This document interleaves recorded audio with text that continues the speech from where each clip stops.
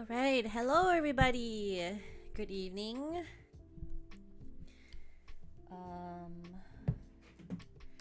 Trying to see if I can make the mic come closer so you guys can hear me.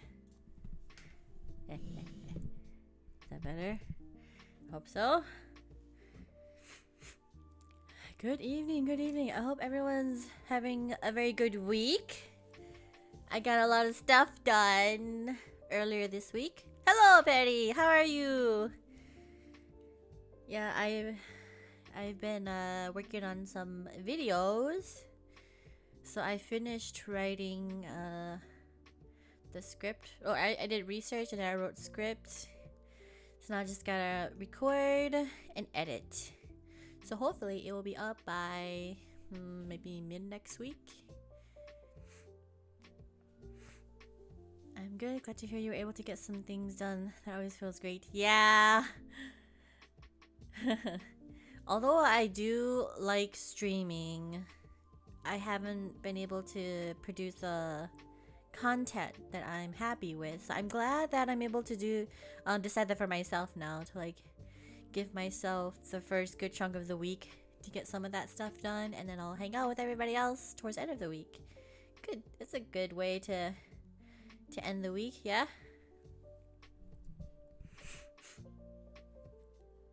Alright. I was hoping for more people to come by before I start, because I made like a PowerPoint to go over a few things before we get to writing the story or the lore. And I spent like 2 hours on this presentation. But how are you doing, Perry? You getting a lot of stuff done too? Oh, word. I'm sure more folks will come soon. Yeah. Because I thought like, oh, if we're going to write my lore together, then like a good chunk of you guys weren't here when I first debuted. So I don't know how much you know of the lore already. So I thought we go over some stuff so everyone gets the gist of it. Yeah, I'm actually caught up for once. Nice. I just saw your new TikTok too. Oh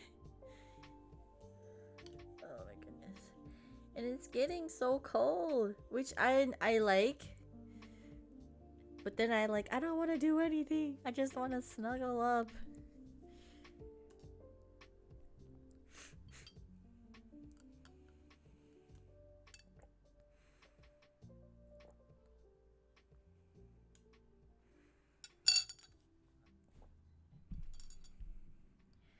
Oh, maybe I shouldn't put the water here.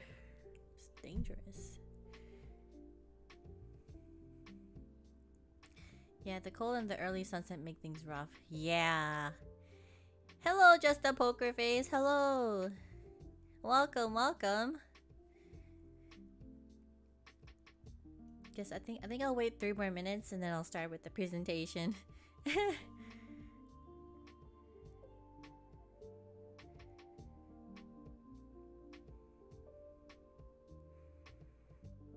Yeah. I don't know why my eye is winking. I think my glasses is getting in the way. Yeah. If I'm winking, it's because of my glasses. I'm like,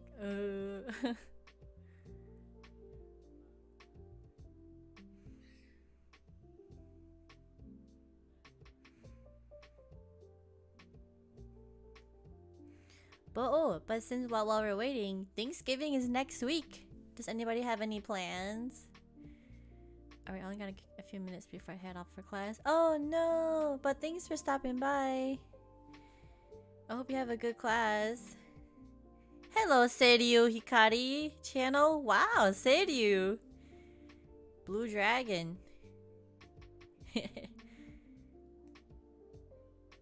Have you seen Fushigi Yugi or Yona of the Dawn?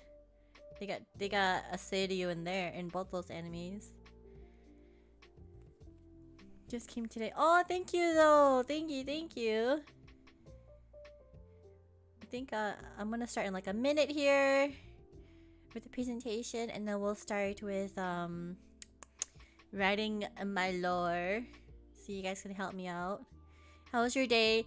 It's going good. I got a lot of stuff done today. I'm finally caught up at work, so like I'm not too stressed out, and then it's like almost the end of the week. How's your day, Sadhu? I'm going over to our friend's found family's place. Oh, nice. I think my sister's visiting, and then we're gonna play Devotion. Good to know that. Yeah. How's your day going? Let's see, it's almost time.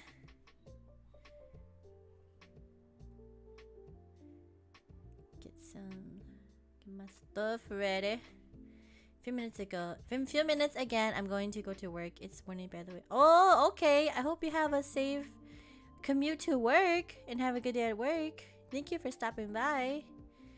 Oh man, I forgot you guys are going to play that together. Good luck. My sister's funny, so I think we'll make it fun. All right, it is time. Okay. Mouse, where are you? Okay. Alright, so we are going to start with a quick presentation. Hello, Guardian710. Hello, welcome. And I think there's gonna be a video. Yeah, it's gonna be a video. It's gonna be edited videos, so you don't get too horrified by our screams. Congrats on 100 subs. Thank you. Oh yeah. So for those of you just joining in, I wanted to do a quick I wanted to do a quick presentation because I know a good chunk of you guys weren't here when I first debuted, so maybe we could just go over some stuff on like the basic points of my lore, and then we'll get into the bulk of it where we make like big decisions on where it should go from there. So what I have here is woohoo, 100 subscribers. Thank you, everybody. We made it to that milestone. I think that was one of my goals when I debuted in January too, where I just want to get to like 100 subscribers by the end of the year, and we did it. Woohoo! Thank you. All right. So I wanted to start off with before there was Kuro the VTuber, there was Kuro the original character, and then I worked with the artist Nonsense. I think he's from Indonesia as well, and he helped me put my thoughts of Kuro into like a art form. And I wanted Kuro's a samurai, but I'm like an urban samurai, so I think the closest reference I can make is if you've seen Samurai Champloo, like Mugen in there, how he's not the typical samurai. Like, he is out of control. He goes by his own rules. He does his own thing.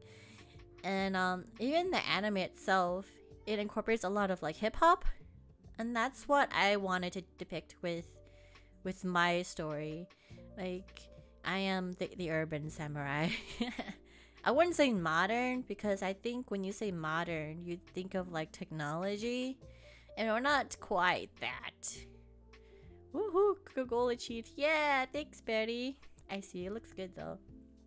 But yeah, this is how we looked before we became a VTuber.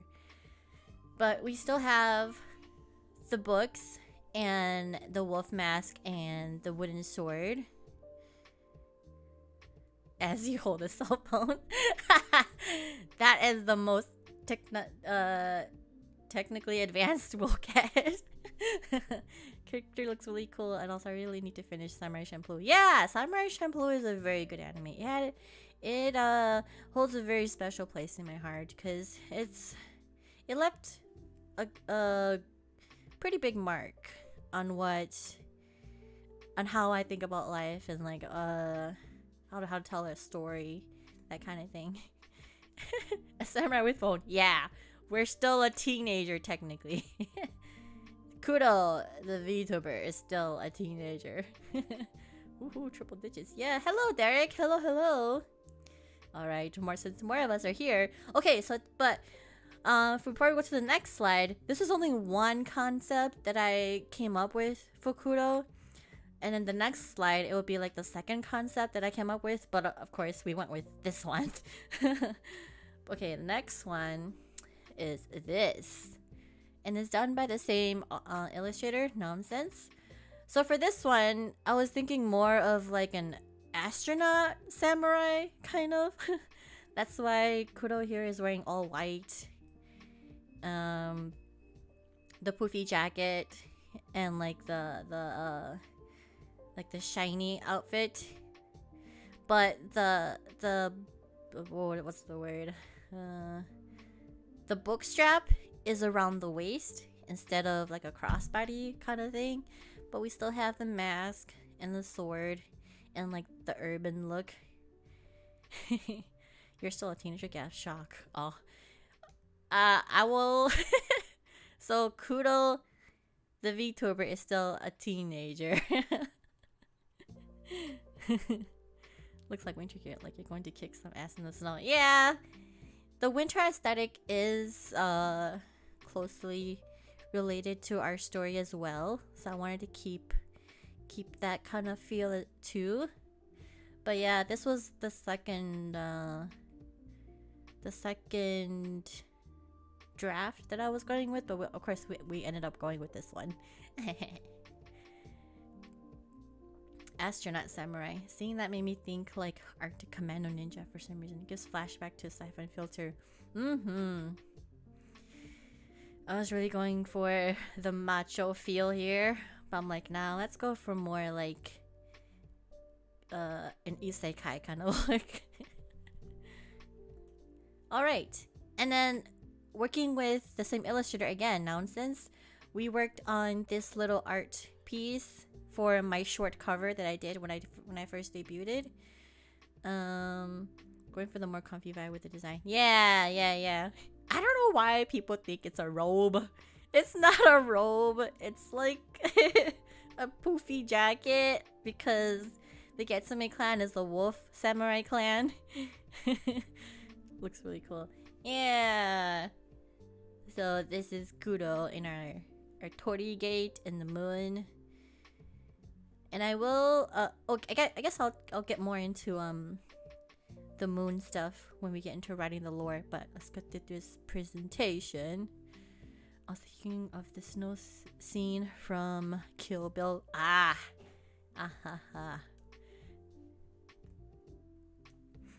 yeah, and this is another idea that I had, like if Kuro was a moon princess. A kick-ass moon princess. Very elegant, but those boots, they will get ya.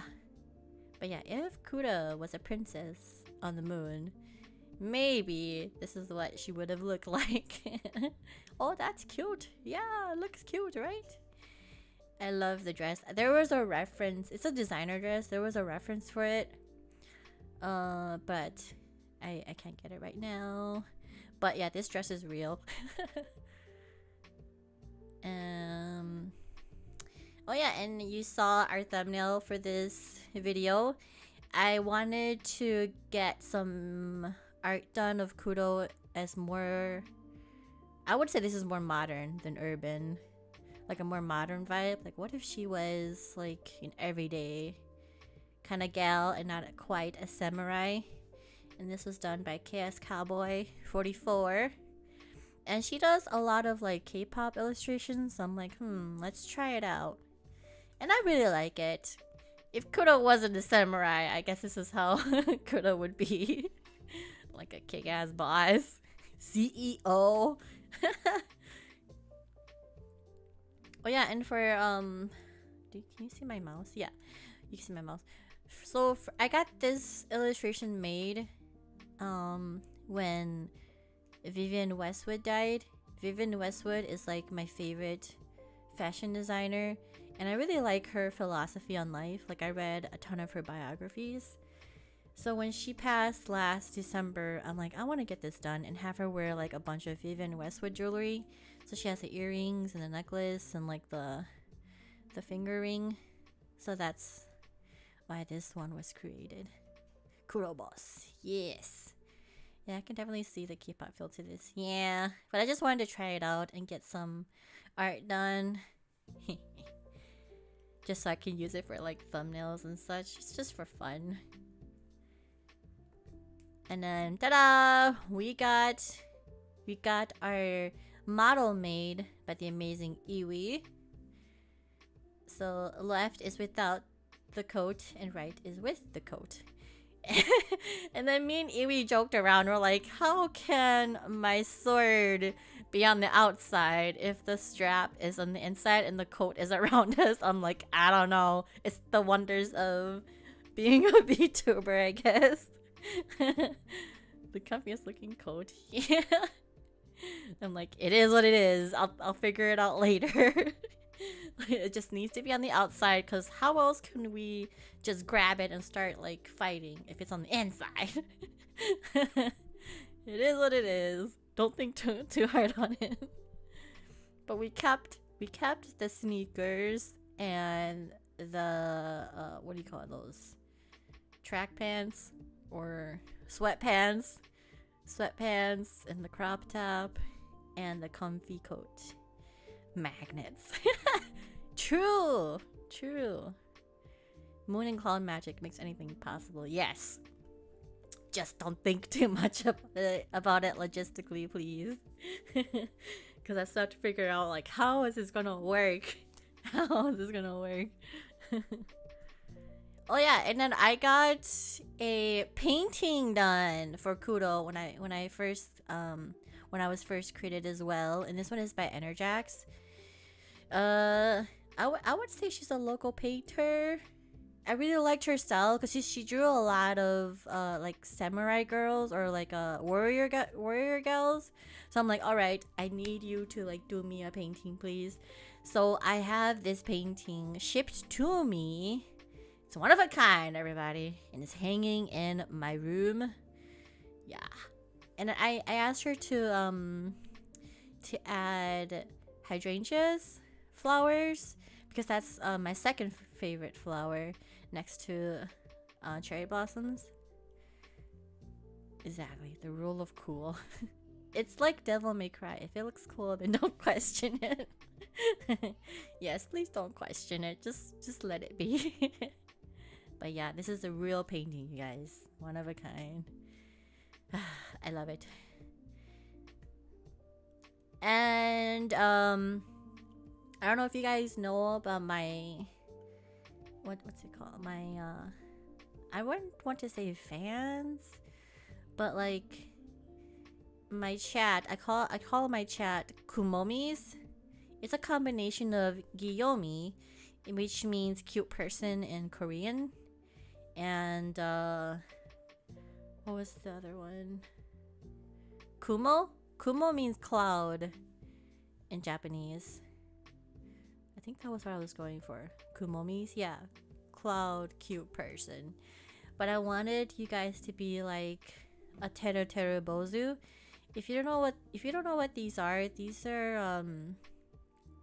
little charms that the Japanese people make and put outside when it's raining outside to like hope for sunny weather. And I kind of like customize it to look more like us. So we have like the cloud scarf thingy here, and then the crescent on the head. So this is you guys. Kumomis. Kuhomies. Oh, that's a good one. But yeah, this is you guys right here. This is you guys. You guys are the kumomis. I did a hand cam stream a while back where I made like 3 of these. So there's like 3 of them right here too. It looks exactly like this. Hello, Norwegian gasps. we're the teru, but you're the sunny weather. No, I like to think that you guys bring the sunshine to my rainy days. Yeah. You guys make the days better. So yeah, you guys are my teru teru bozus. Thank you, thank you. Kuro charm? Yeah, I guess so. You guys are the Kuro charms. But yeah, that's why I wanted to show you this. And this one, it was commissioned by Hello Sunny Core. So yeah, I wanted to show you guys, if you didn't know, that there is a name for chat and it's Kumomis. Yeah, and this is you guys. And then this was it's just another one I wanted to share because I really liked it. It was commissioned by Yaraberry. Again, kudo with the hydrangeas. The hydrangeas were so cute. So cute. And like, why get these commissions if I don't show anybody, you know? So I'm like, let's make a short presentation before we get into writing, you know, so we can get like a little visual behind who we are and how our story is gonna go. Adorbs. Yes. Yes, yes, yes. Very cute, very cute. Very, very cute. And then this is the last one of the slides. But so this was made also by the same person who did my new starting screen, Therese Tegner. And when I started my VTuber journey, I wanted to tell Kuro's story through audio dramas, like audio episodes, because I don't have the funds for like an animation. But what I do have is my voice and like free sound effects. I'm like, yeah, let's do that. Let's try that out. And I got this commission to like kind of like represent the first arc of Kuro's story. But I haven't had the time to like sit down and write scripts and like record. That's why I'm like, you know, this wasn't or I'm not gonna say that I didn't have fun with live streams, but what I wanted to do was to tell Kuro's story, and I'm like, I haven't had the time to like sit down and like get it done. So I'm like, all right, we really have to buckle down now. But this drawing, where's my mouse? This drawing is a representation of the first arc of Kuro's story. And there's a lot more that I have in mind that Kuro will go through a lot of changes. Who knows? We'll get a new model as well. Oh ho ho ho. You should really put these more in your thumbnails. They're really nice. Yeah, I'm just really scared of it getting stolen. Like with like AI art and all that stuff. That's why I don't really post it on my Twitter, because I don't want people to steal these from that these wonderful illustrators had made for me and like to use them for bad things. That's why I haven't really posted them anywhere. But I do try to use them for my thumbnails. And then I'm doing a presentation now too. I really like this drawing. Me too. Doesn't it just show how badass we are? Audiobooks with storyboard art doesn't sound like a bad idea. I'm not sure if the additional art would be in your budget. Yeah. So like I said, I get the sentiment. Yeah, so like I said, I won't have the funds for like a lot of animation or a lot of moving art, like even if it's just like a lot of various poses or expressions. What I do have is my voice, so I'm like, let's put that to use. Just to get the ball starting, you know, start the ball rolling. I still need to improve on my drawing. I'm a beginner at level. Oh, it's okay. I'm still a beginner at streaming too. Still part of the Scuff band. It's alright. We'll get there. Everyone starts somewhere. We'll get there. But yeah, this is our start of the story. And then my presentation is done. So let's move on over to the other document. Alright.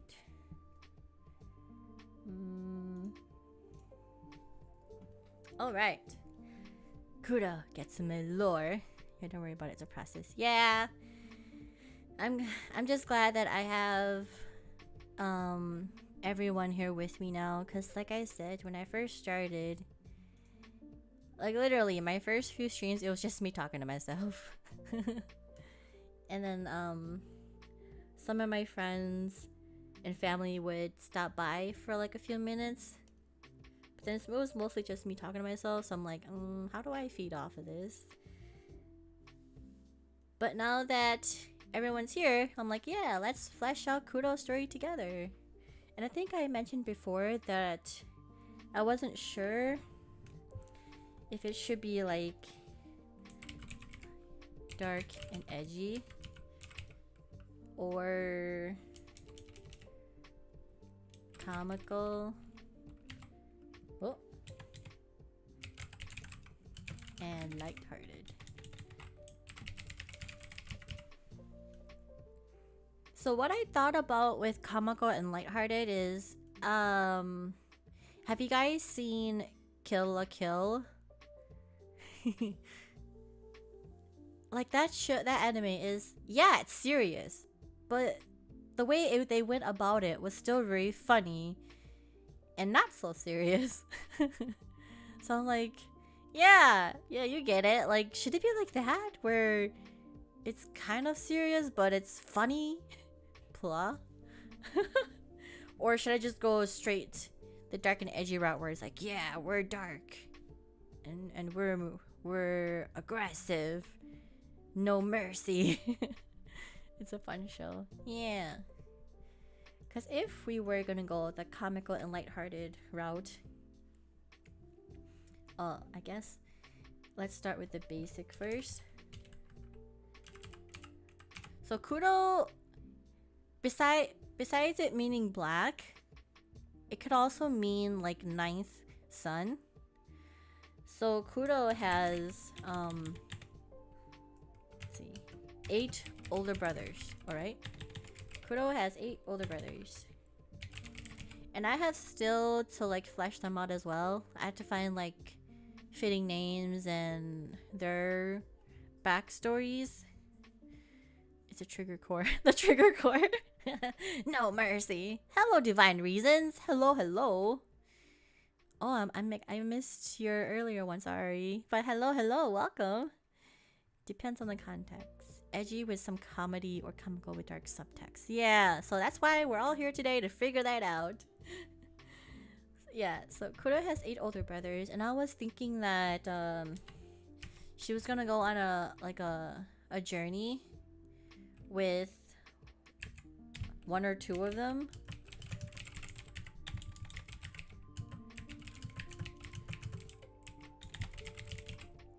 And it will most likely be the 2 younger ones that are like closer to her age. But they have to go and like collect something or gather something for a purpose. Damn, your parents were busy. Aha! I will get into that as well. So, these aren't Kuro's real siblings. She was adopted.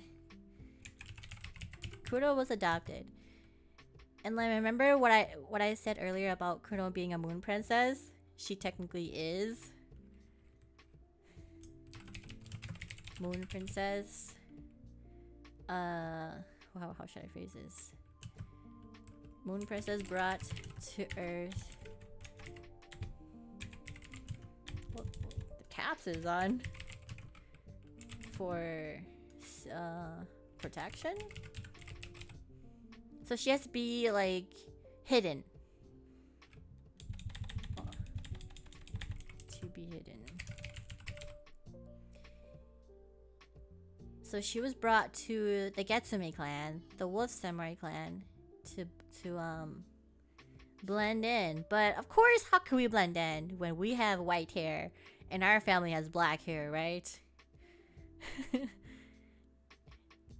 But yeah, I guess my parents were pretty busy to have eight kids, right? Are you sure you weren't inspired by Demon Slayer? I'm sure. I'm sure. Congrats, 100k subscribers. Oh, thanks, Yuki. Welcome. How are you doing? Kuro is the one who knocks. Alright, gonna head off now. I'll hop back in the stream. It's still running. Okay, have a good day and have a good class. Just a poker face. Thanks for stopping by. Getting a bit of Killer is Dead vibe from this. See ya, dude. So yeah, Kuro is adopted. This isn't her real family, but she grew up and was raised by them. And I guess the start of the story, or the turning point of the story, is that the Getsumei clan was under attack, and her father gets killed. But Kuro is really attached to her father.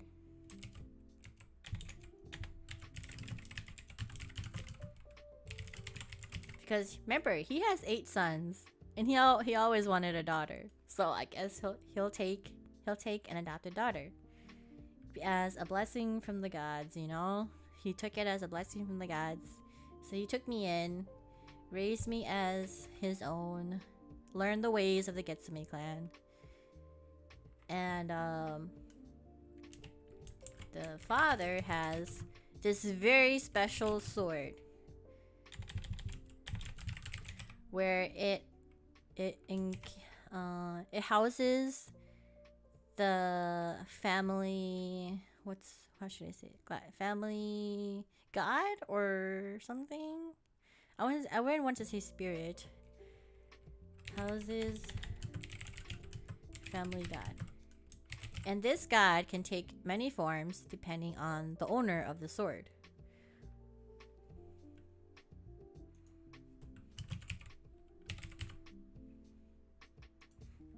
And with the sword being under the dad's ownership, it takes the form of a giant wolf. A giant. Should it be a white wolf? But it's a giant wolf. A giant white wolf. Guardian deity. Yeah, let's do that. How's his family? Yeah. That sounds better.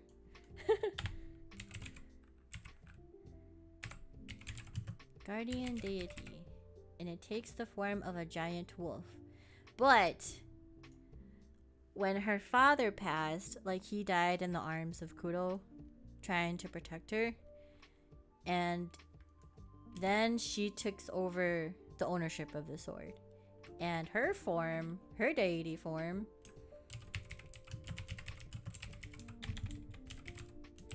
is a white dragon. But it has a wolf face. Kind of like Haku from Spirited Away, yeah? Keeping the wolf factor in there. But Kuro, the Wonder Twins have told me form of a bucket of water is the best form out there. What? The form of a bucket of water. But water can take on any form. Why just the bucket? So it's a sword that can shapeshift. That's cool.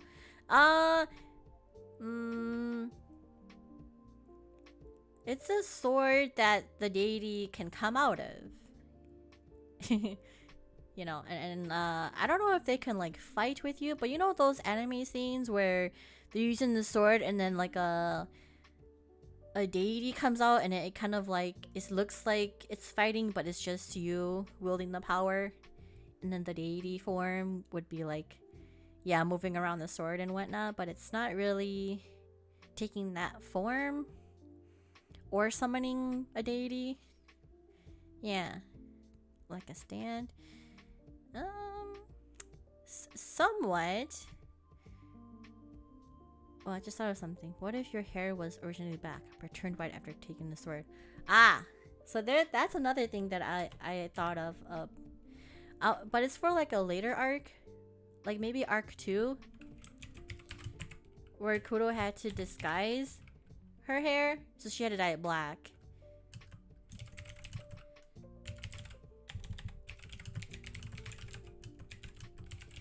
And then I just pictured this cool scene where in arc 3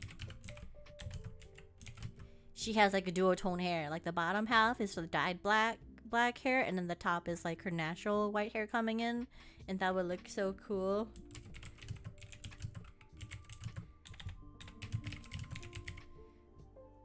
But then I'm like, but my hair's gonna be super long if that's gonna happen. So I might have to like cut my hair and dye it for arc 2. Like a stand. Yeah, like a stance or like a unique ability or something.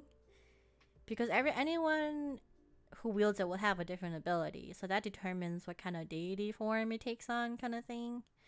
How many are actually planning on doing for this story? So far, I only have 3 planned out. I kind of don't want to be like One Piece where it's like forever. But I don't want it to be too short where I leave out crucial things.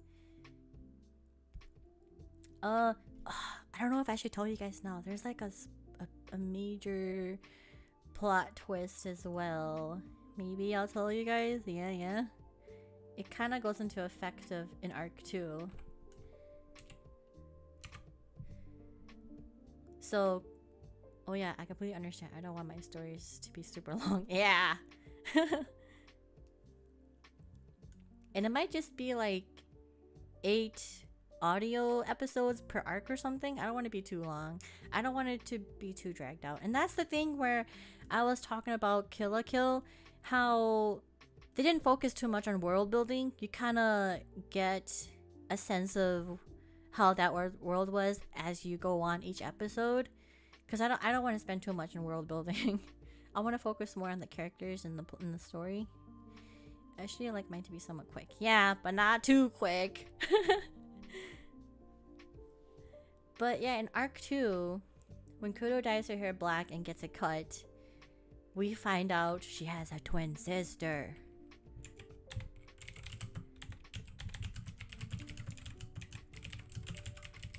And she came from the moon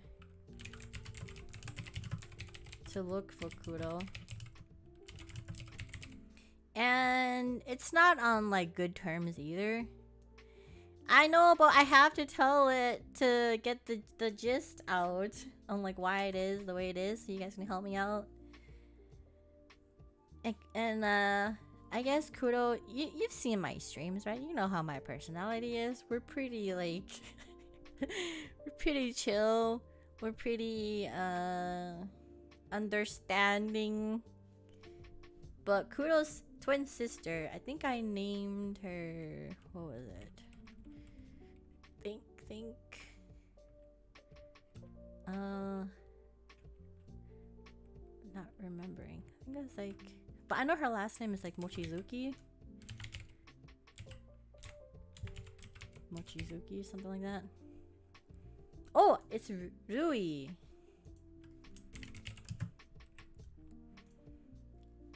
So even on the moon kingdom, it wasn't all rainbows and roses either. She has no chill, no standing. Yes, Rui is the opposite. Because of the way she was brought up. Rui didn't get the same upbringing as Kuro. Kuro got like a welcoming family, welcoming and nurturing family.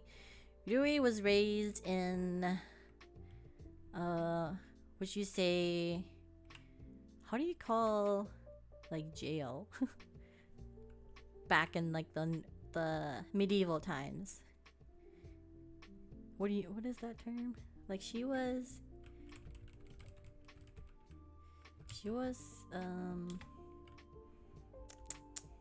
dungeon. Yes, she grew up in the dungeons. Because Rui and Kuro are quote-unquote abominations. The gallows.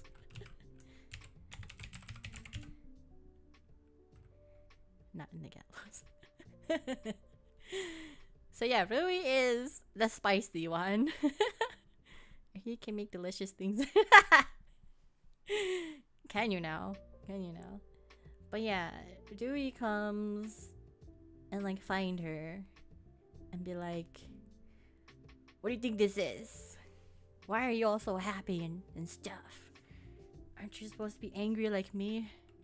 But this is all you'll get to know about Rui, because I still gotta work on her stuff. But her weapon is a bow and arrow. How does she come around to learning it? I just have to figure that out. Derek, fantastic manga series. Making delicious things in the dungeon. What a manga series. But yeah, and then Rui comes up and she's like, why would you dye your hair black when you have such gifted white hair? Kind of thing. Like a dungeon. Yeah. Why did you get to live a happy life? Well, I suffered kind of mentality. Yeah, but not just that either. Because she finally, she escaped the dungeons and came to Earth to look for Kuro.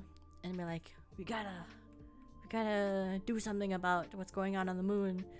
But Kuro's like, there's stuff going on down here too. I gotta help my clan. I'm part of the clan now. I can't just leave. And of course, eventually... maybe I shouldn't spoil it. Yeah, that's what I have so far. So, from what we know... Oh yeah, and her brothers. One of the older ones is really jealous that Kuro took the father's sword, because he wanted that sword. So he wants Kuro dead. I don't know which one yet. I don't know if it should be the older one or what, but one of the older ones, because they've been around much longer, and they'll be like, why are you taking in this child that's not even ours, kind of thing. Revolutionary arc.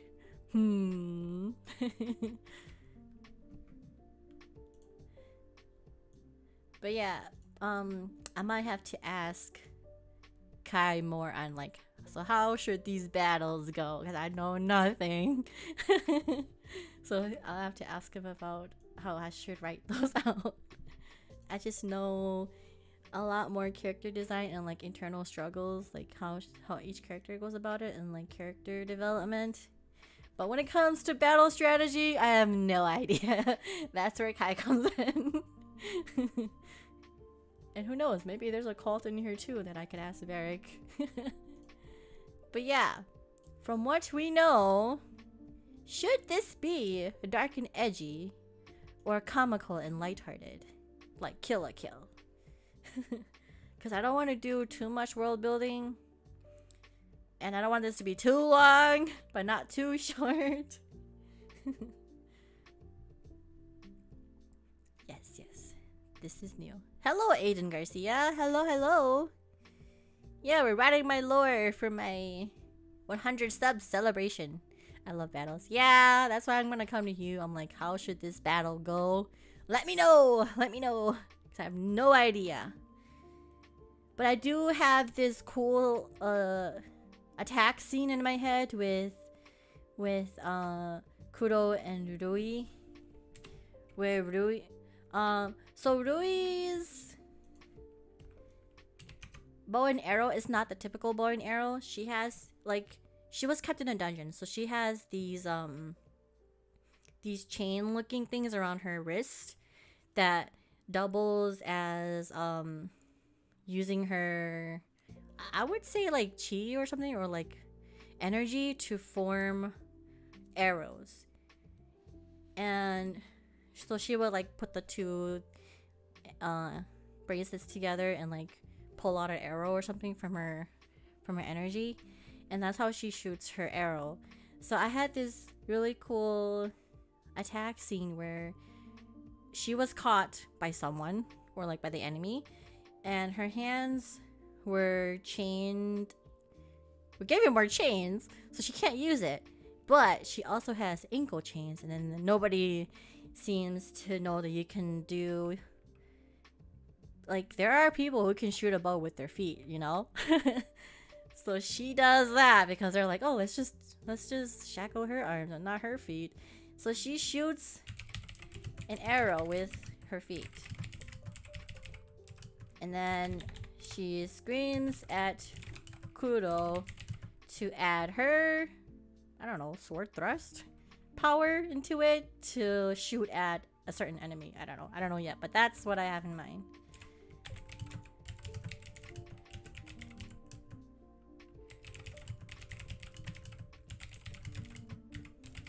Like kind of like a sister bonding, but not really. The way you describe it makes it seem like it's gonna be more dark and edgy route, but if you go the Kill la Kill route, that would be entertaining too. Yeah, because Kill la Kill is still kind of dark because like the mother part of it, and yeah. But it was still funny.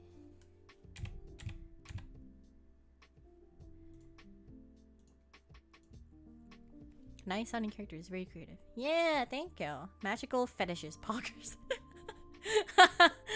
I guess it's something for everybody. I love battles. Yes, you do. Kill la Kill with a hint of Gurren Lagann. Oh. What tends to be your writing style? My writing style? So I'm a very like internal person, so it's a lot of like internal dialogue, but like not too many where I'm just like the characters just speaking inside their heads. So I guess it's more descriptive than dialogue. I'm very bad with dialogue. That's why I don't know how to talk with people. Me being biased, but I like dark and edgy. Ah, okay. Of course, up to you on what you want the characters in the story. I was kind of going the dark and edgy route too, but I was thinking, I don't know, like maybe you could do. I guess we could still add some small comical stuff into the dark and edgy one. As long as the humor doesn't get in the way of the serious moments, you can definitely do dark and comedic. Yeah. Let's do that.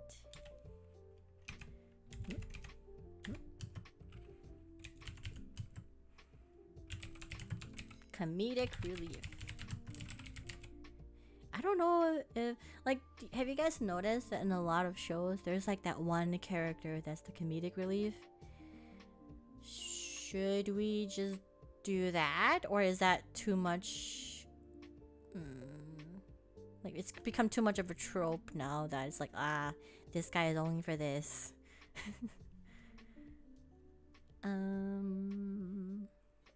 There are people who can do that. Sorry, Perry. What was I referring to again? MCU has that major problem where comedy always overtakes the scene, even the serious ones. Yeah, that's why I'm like, do I really want to do that? Any themes in mind? Themes? It's a lot of themes. Let's put a theme here.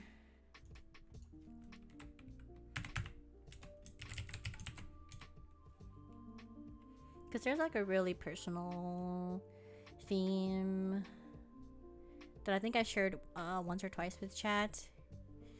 No worries, Kodo. I have a very big problem with dialogue as well. Yeah, I'm not very good with dialogue. Guardian is right. You can do a combination of both.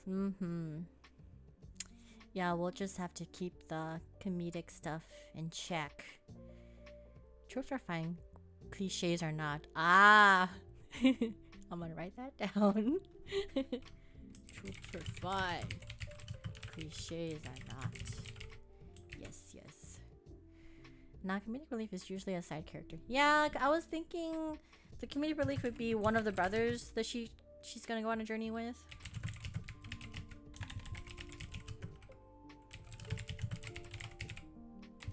Oh. Yeah, it's gotta be one of those. Maybe have something unique for the change of that type of trope. Like, even though they're the funny one, they still hold a crucial role. Like, they can still fight and stuff. Let's see. Change that type of trope. Yes. Because even they have that in Final Fantasy 15. I forgot what his name was, but the blonde hair guy. Like, come on. He's basically like Yuffie or Riku. Like Yuffie from Final Fantasy 7 or Riku from Final Fantasy 10.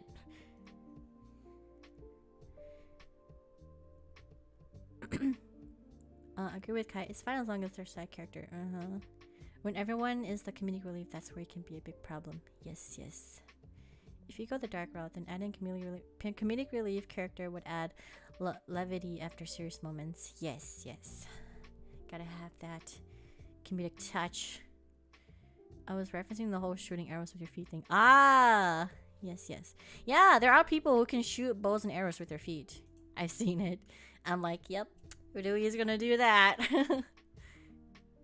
The main issue with NCU comedy is that it's used to undercut any serious moment because they don't want the audience to feel the weight of the scene. Yeah. I'm trying to remember one. I think they did you guys think that one Thor movie with the Hulk, it kind of took like a big turn. Like it became like a very funny movie. What did you guys think of that shift? Gasps. Exactly. Yes.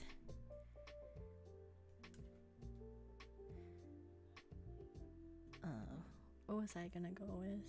There was something.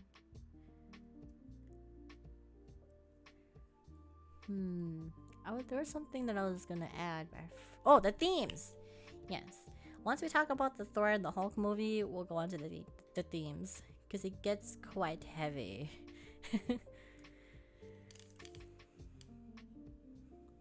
Thor 3 was great, opposite of 2. Yeah, it was. I personally really liked it.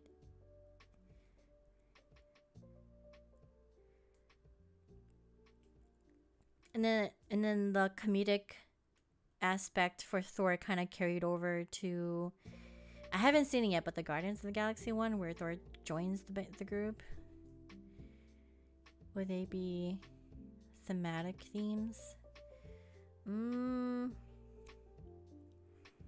Maybe, could be. Let me see.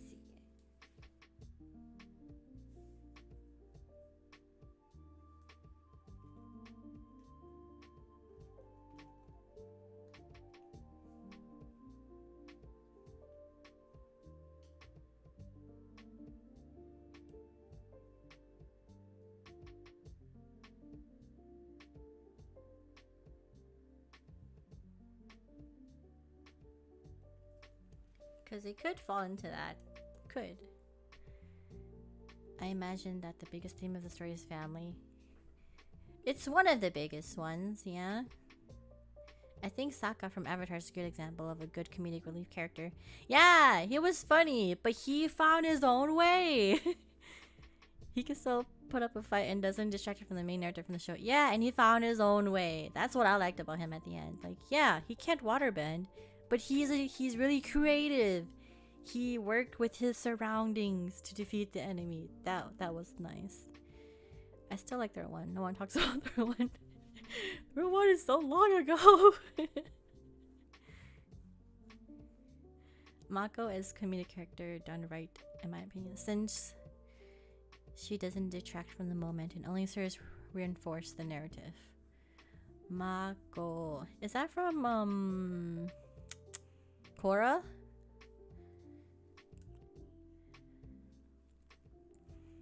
Thor 1 is really good, back when Thor was a badass while still being funny in a balanced way.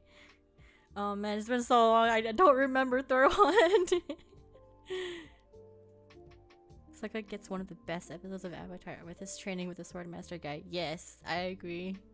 That and the Zuko finding the Earthbenders in a small village episode.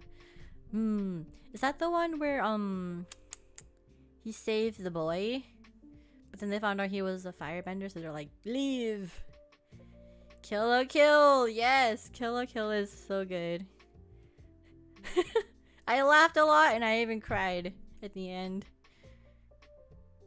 Yes. Like the plot twist in Kill or Kill was so good, you guys. So good.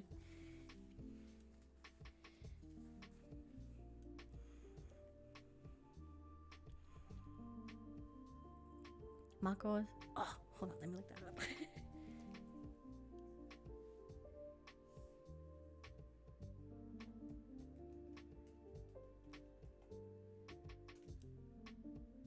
the short hair girl. Okay, okay. I was thinking of Mako from Korra, like the dude.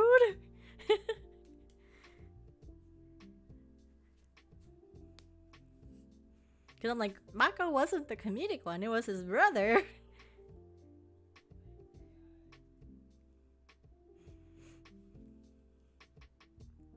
I have like 2 laptops open, so you guys don't get the slip of my computer screen.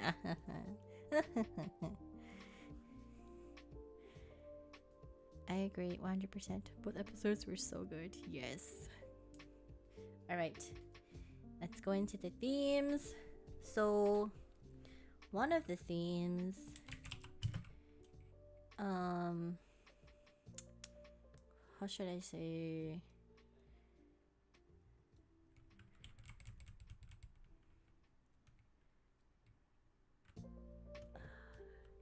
I don't know how to say this into one word, but like I know I've expressed that like growing up in an Asian household as a daughter, you're not very valued. You're more like baggage. Your parents don't really pay attention to you or like invest in you. That is is more focused towards your brothers. So I grew up like that where I wasn't really I mean I got the bare minimum. I had food to eat, I had a house over my head or a roof over my head, but I felt really neglected, like emotionally. And that's why I worked hard to get whatever I wanted. Like whatever I wanted, I wasn't going to say, oh, my parents will help me with this. Well, my brother's gonna help me with this. No one helped me. I had to do everything myself, and that's why I'm very independent now. Like I can do whatever I want by myself. If I want something, I can get it myself, kind of thing. And that's where Kuro comes in, where like even though her dad had 8 sons, he still loved Kuro, an adopted daughter, as his own, and he nurtured her the same as all his other sons. The 5-man band tropes has 5 rows: leadership, rebellion, smarts, muscle, and heart. One character can have multiple, or each can have their own character. I'm gonna write that down too.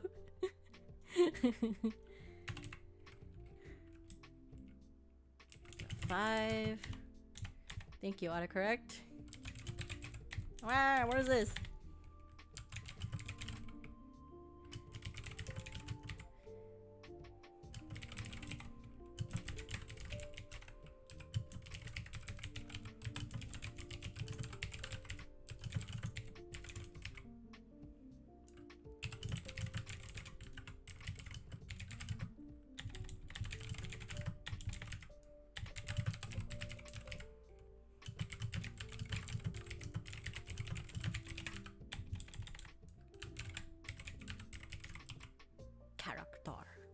But what if you were carrying on baggage and not cargo baggage? The middle child. I wasn't the middle child though. I was the first daughter.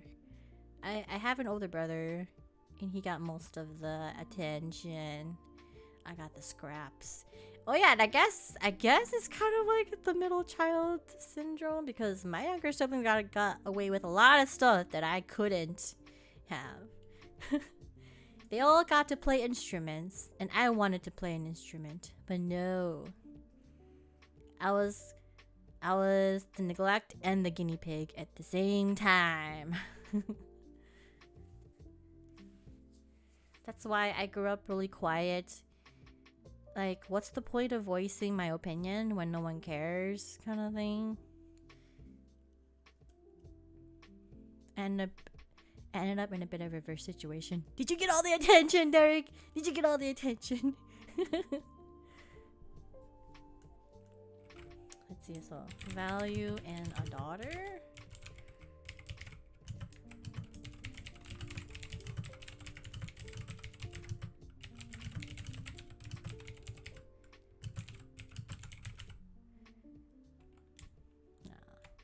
As his own.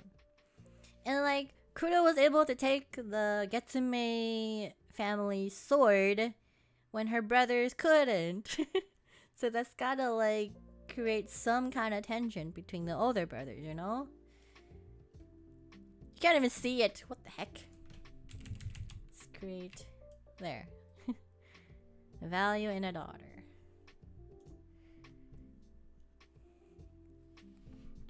She's just like me, fur. Are we similar? No, my little sister got the attention, funny enough. Aww. The younger sister. Well, that's a lot in the future that holds that you can still do. Yeah, I know, I can do things. I don't need to wait for anybody. But it's nice to have people to go on the journey with, you know? I've told some friends, like, yeah, I know how it was like to be alone growing up, but that doesn't mean I'd want to stay in that kind of situation. Like, I can be at peace if I'm by myself, but that doesn't mean I prefer to be that way. But that's fine. I enjoy peace and quiet. Yeah, I like peace and quiet too.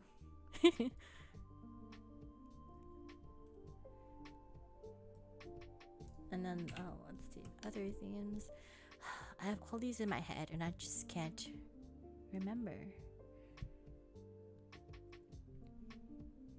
I imagine that as the story goes on, Kuro gets along with her adopted brothers and vice versa. Yeah, she gets along well with her the brothers around her age, but the older ones, maybe not so much. Yeah. And then, of course, her sister comes along later, and like they have... Kuro didn't even know she existed. So she's like, oh my god, I have a sister, but she's so mean. So she's gonna have to teach Rui how to like open up and realize that there's not only bad people in the world, there are good people too. Oh yeah, and I forgot to talk about Kuro's sword. Sorry, in Arc 1, where is it? This one. So originally, Kuro wields a wooden sword. Like right now, our sword is a wooden sword called a boken. Because she was still pure then. She believed people could have second chances. Should have second chances. People should have second chances, and that's why she wielded a wooden sword, so she doesn't like, you know, kill her enemy, just horribly mangle them. But once her father dies and she takes over the steel sword, she's gonna have to. She realizes she's gonna have to do some justice, you know.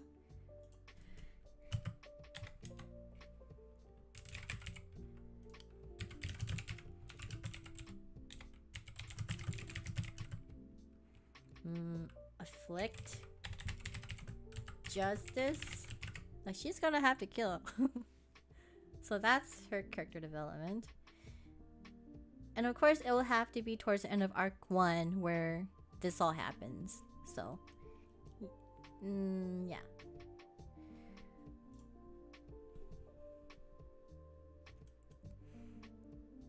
Like the moon shining in night sky, Kuro is a guiding light. Ah, yes.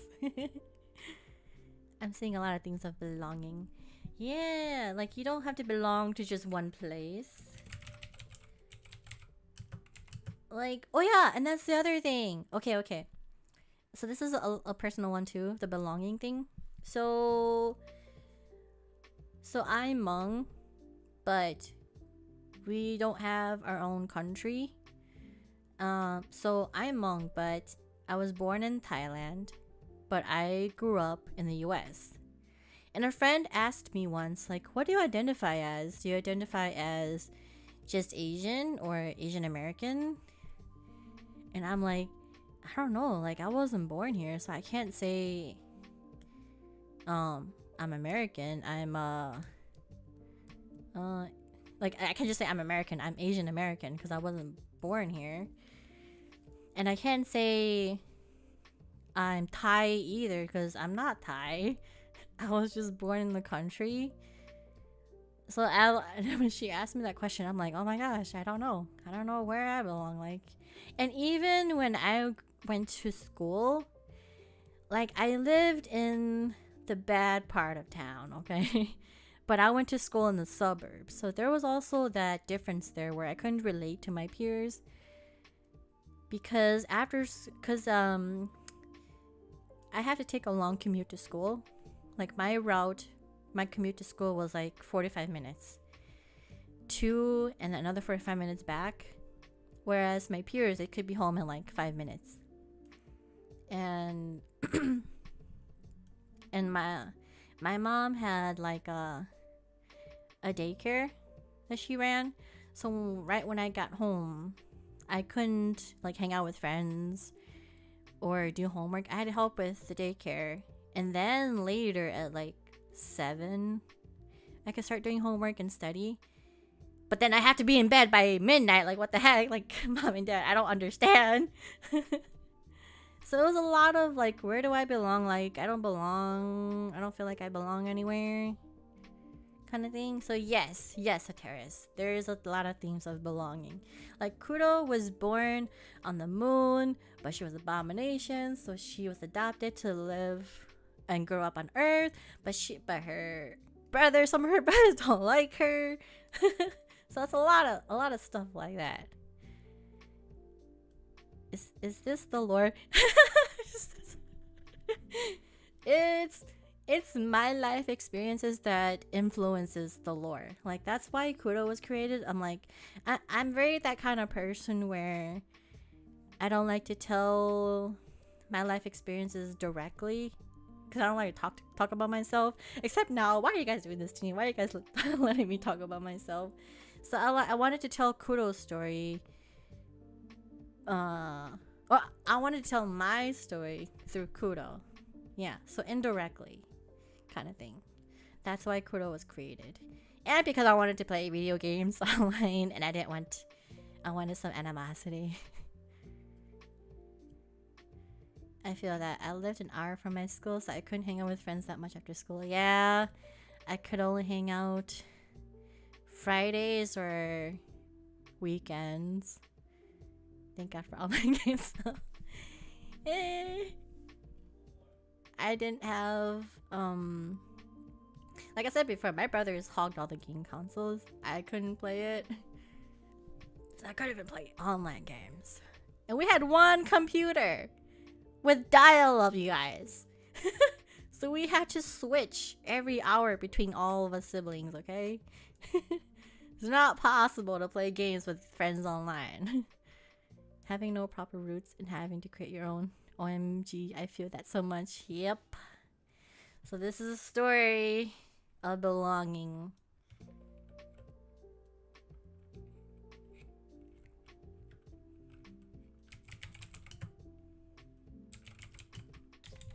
I guess we don't have to elaborate on that. Just belonging.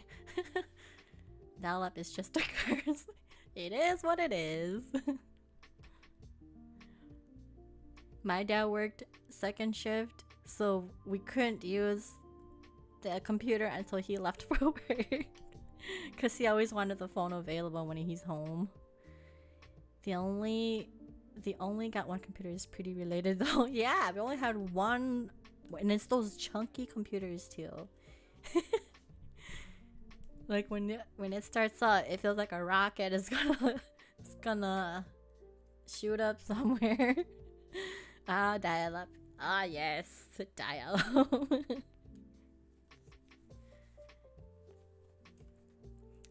There are a lot of other themes, but I just can't nail it right now in one word specifically. But I guess we are going the dark and edgy route.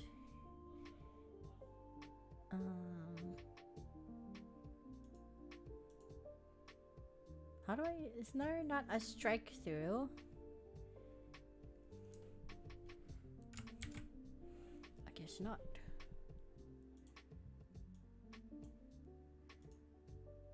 I'll just minimize it. Ah yes, the 1 hour each rule. I remember that with my brother. Yep. And I had to share it with 3 other siblings, alright? So every 3 hours, I can use a computer. Just imagine that. Just imagine that. And Hateris, this was when Gaia was the thing. I can only hang out with my Gaia friends for an hour. And I'm like, all right, you guys, I'll see you in 3 hours. But then my Gaia friends, they didn't have siblings. So they're like, all right, I'll see you in 3 hours. We'll still be here. And I'm like, thanks.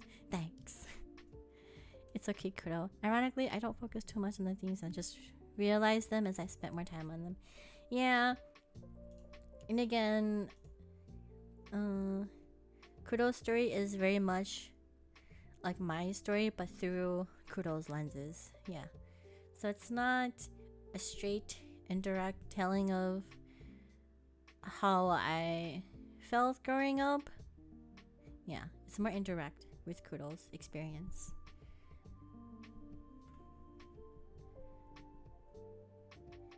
It's beautiful telling this to us. Oh, thank you. Because I'm very nervous. I don't like talking about myself. Because I really hate it when people use this as, I wouldn't say a crutch, but they use this to define themselves. Like, I don't want to be defined by how I was treated growing up. I want to be known as, what's the word? Slipping the tongue. Like I don't know. I'm beyond that kind of struggle or something. The word is not coming to me. Never actually had technology back then. Yeah, I don't think I had a cell phone until like senior year. Gotta maximize the form posting and oh my god, grinding. Yep. And my computer was never good enough to play as oh my god. It was too slow. But yes, I posted a lot to get money.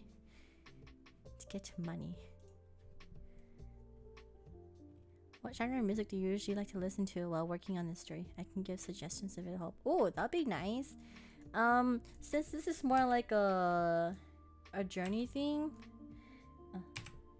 I wouldn't say isekai, but it gives that feel of isekai. Like, you know, it's not, there's no technology. There's like, you know, it's like survival kind of thing. It's kind of like Avatar, where you're on a journey and you have to find your own food. There's no cell phone, so you can't like contact each other like that. So I like to listen to a lot of like Chinese music to give inspiration.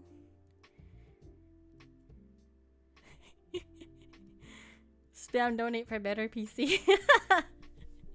It's okay, I can buy my own PC now. Oh, you mean a fish out of water story? Is it? Is that what it's called? Fish out of water?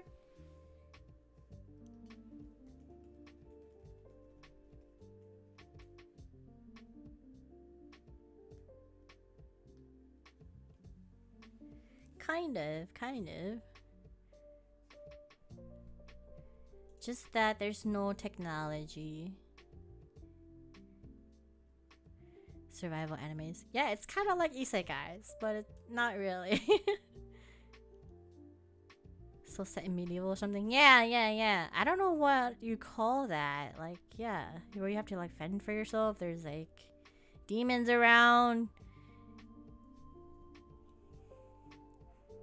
I think so. Do you like retro things? I do. Like Polaroids. I still have VHSs from my childhood. They're like decorations now. Oh, okay. It's not Chinese, but I do have music that I can suggest that fits the vibe somewhat. Oh, yes. I'll take it. I can write it. I can keep here in my notes.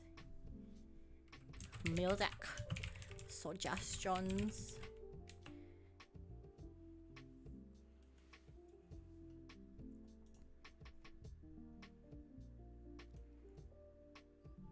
Minecraft punk? Is that the music?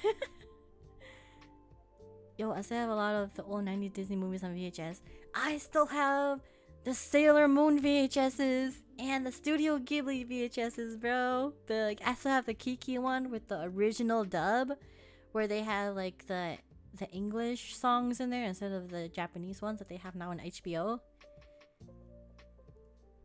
Chinese music, huh? Like Guangzhen or Erzu? Yes, that. And I don't know if you know the Chinese rapper Ice Paper. I like to listen to his stuff because I love his lyrics. Ice Paper, he's really good.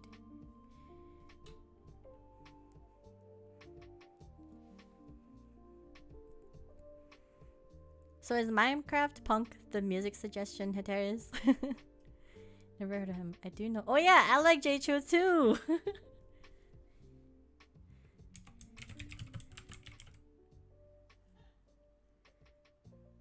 He has that lazy singing that just puts you to sleep.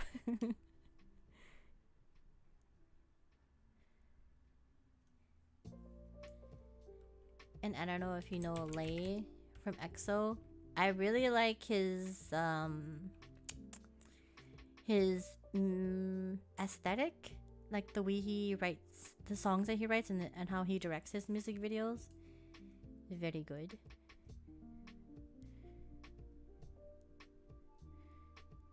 Taiwanese band 4 Pens? What? Is that real? Yes. 4 Pen. Do you mean F4?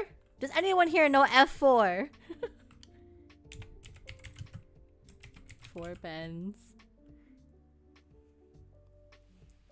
Hold on.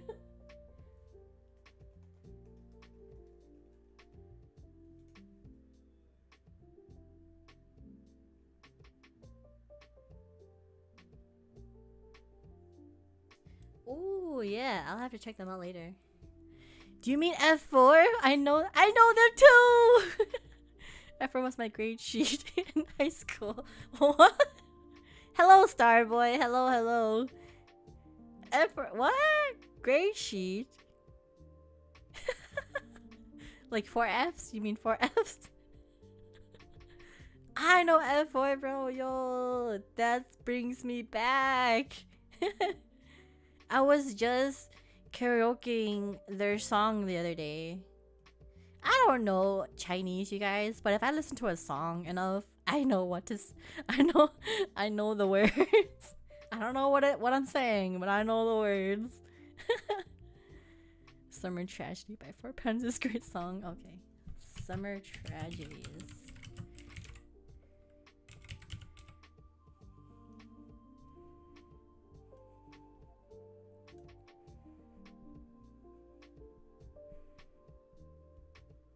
Four Pens, I see.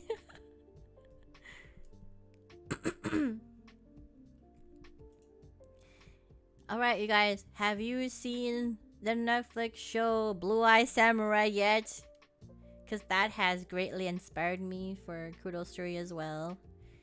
Because it follows a lot of themes. But one of the heavy themes in that show is revenge. And revenge is not really one of our themes. But I guess one of the big themes is Buddhism. That's why, hold on, let me grab this. That's why our book, we have one black and one white. And our shirt is black and white. And our hair is white, but our name is Kuro, which means black. It's a lot of yin yang references. Oh ho ho. Hello, Varric. Hello. Welcome. Big looking a bit. Congrats on the 100. Thank you. Thanks for stopping by. It means a lot. My Chinese knowledge is whatever I got from Kung Fu Panda, Romance of the Three Kingdoms, and Big Trouble in Little China. Those are pretty good though. if I'm a character in Kung Fu Panda, it's Oogway. I also recommend Yakuza Ishin soundtrack. Oh yes, that is very good. I've been wanting to play Yakuza Ishin, and I've been listening to the soundtrack. It's so good. So good. I never saw Blue Eye Samurai. It's really new. It just came out like 2 weeks ago, and I've watched it 4 times already, yo. 4 times. It's only 8 episodes, 45 minutes each. It is so good. So good. It really sounds intriguing. Yes, I highly recommend it. Question: polar bears or fox? What kind of fox? Is it a red fox or a white fox? My character got a yin and yang symbol as well. We might get along. Yes, I think so. I really like your name, Seiryu. Blue Dragon! Yes! Yes, yes, yes. Buddhism is nice. Yeah. I just like it how in Buddhist teachings it's very internal. So Kuro goes through that where there's a lot of internal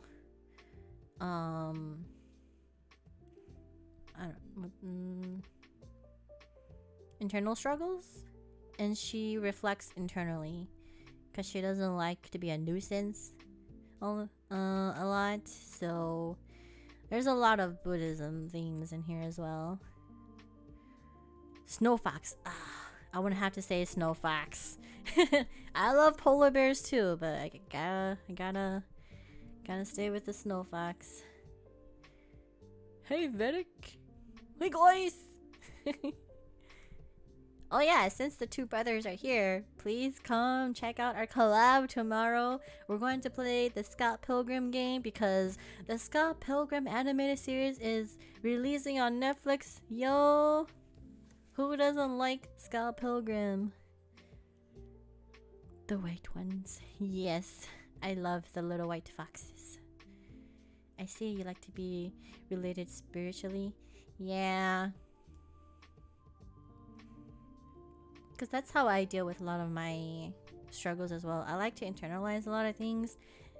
And I self-reflect a lot. That's why we're changing our stream schedules, yo. Like, I'm not happy where this is going, so let's change it up, yo. Yeah. I have never seen Scott Pilgrim. Is this a new series from the original? No, this animated series will be very similar to the comics. And I don't know if you've seen the live action movie, but that movie was made before the comics were done, so their ending is different from the comics ending. Only 111 subscribers? You deserve more. Hey, Starboy, tell your friends. Tell your friends. Yo, 111 already? Good. Maybe you should learn about Taoism as well. There's a lot of poems and life teaching as well. By the way, I'm Buddhist. Haha, nice. I like to say I'm a Buddhist too, but let's see. I come from a family that's half shaman and half Christian, but I don't relate to both of them.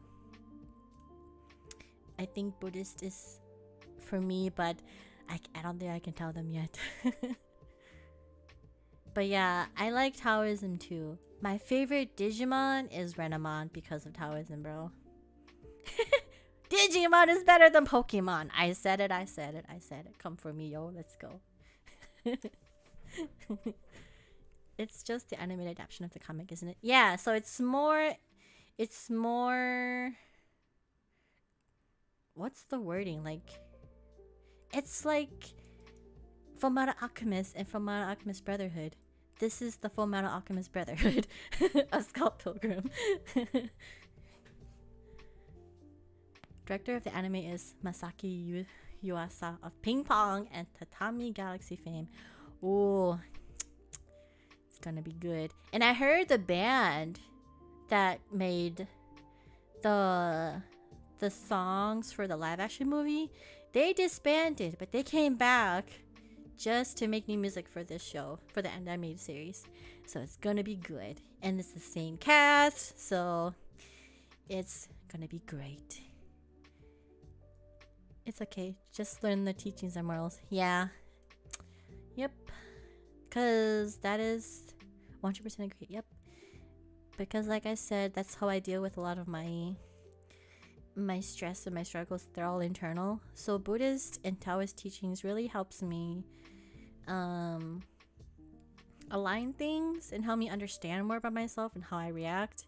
And if I change how I react, that changes my viewpoint on the world, you know? Yeah.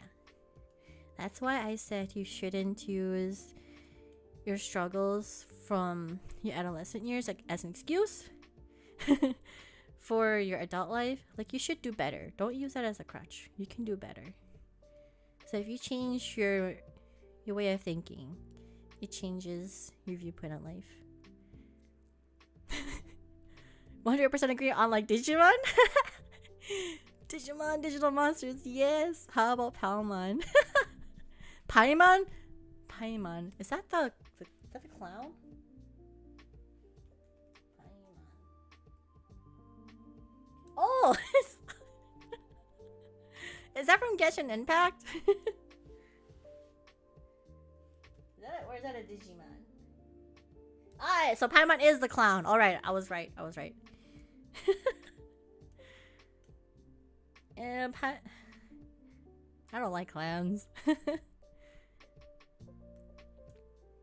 Yep. But besides Renamon, my second favorite is Angelomon. I loved Gatomon and Angelomon growing up. I was team Palmon and Mimi up until Hikari and Gatomon came along. I'm like, yes. Let's go.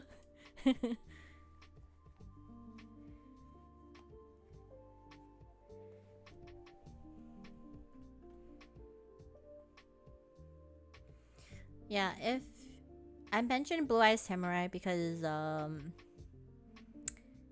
really inspired me on the direction for Kuro's story as well. Because Blue Eye Samurai is about a female samurai who disguises herself as a boy because she's of mixed breed.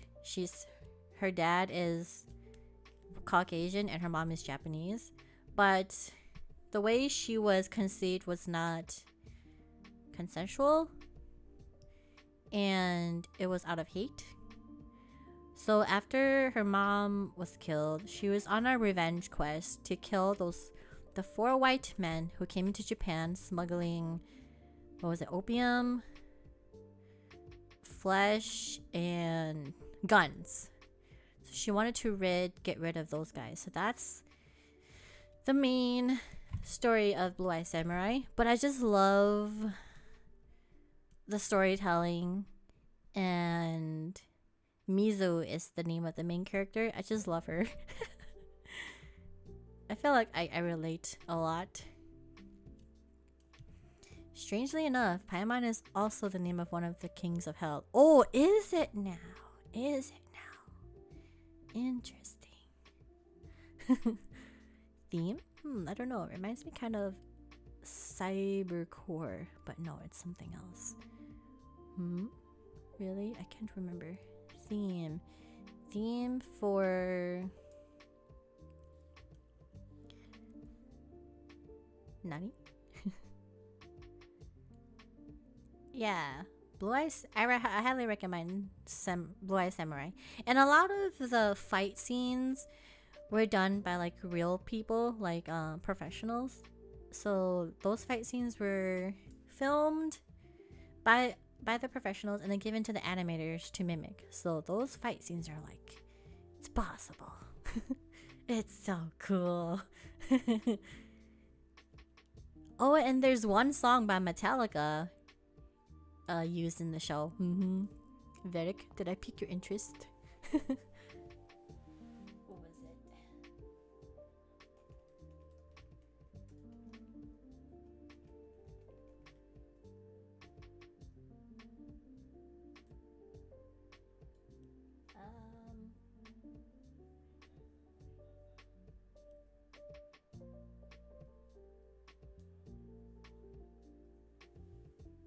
think it's like From Whom the Bell Tolls. They use that song in there. It's so good. Again, I've watched it 4 times. It's so good.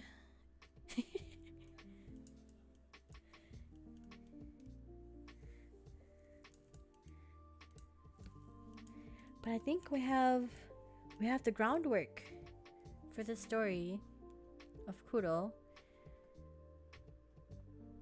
I'm going to work hard on arc 1.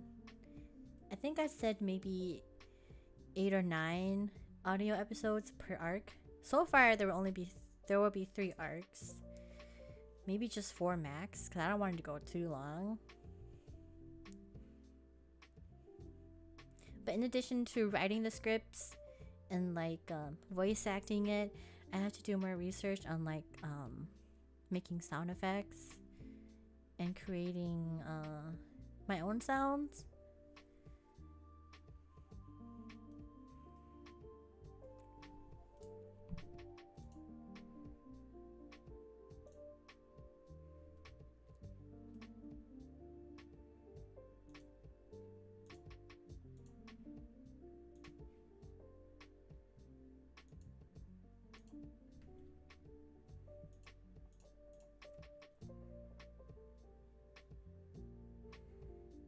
But I will take suggestions now if anyone wants to add anything to the Kuro story.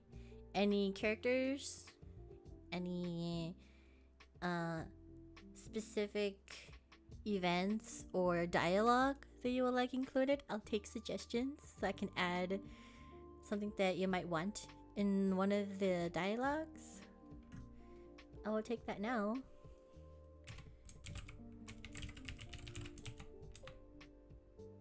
Like how in Avatar, like that cabbage man. For some reason, everyone loves that cabbage man and his cabbages. Just sticks with ya.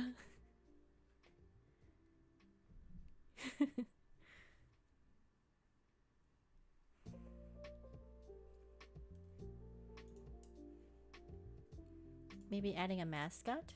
Ooh, mascot.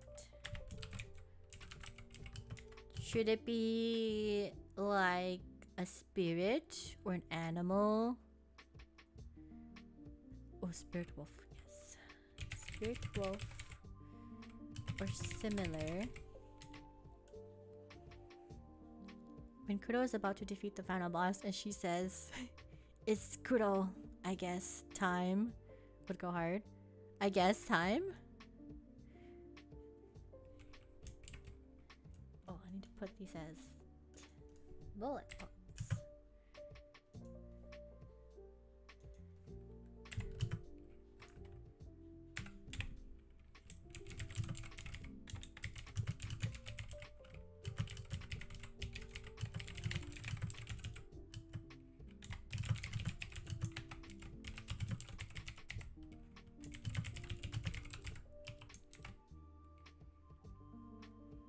Am I saying that right, Hiteris? It's Kuro, I guess. Time?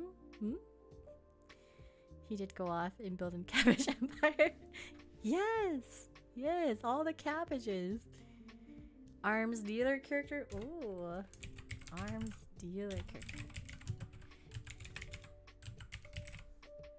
Like maybe in one of the towns they visit or something? What if we did a Q&A time? Like, just asking me questions? We could do that after we're done with this, since it's the celebration of 100 subscribers. Why not? That's a good idea. Oh no, you're actually writing it down. Yes! I'm gonna put it in there now. After we're done with suggestions, we can do a short Q&A.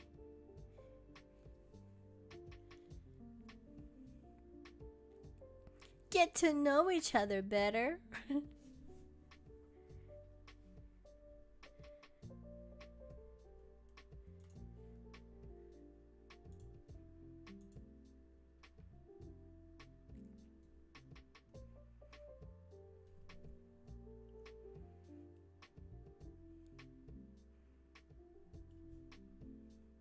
Oh.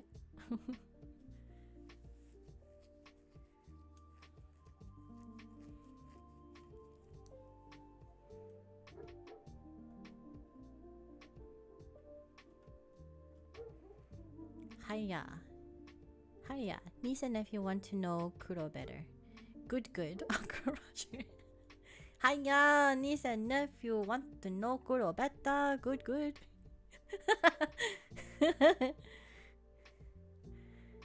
Oh, you can have like a weird spiritual dude that wanders around and teaches you about charms, monsters, spirits, etc. Kind of like Kisuke Urahara from Bleach. Oh, yes.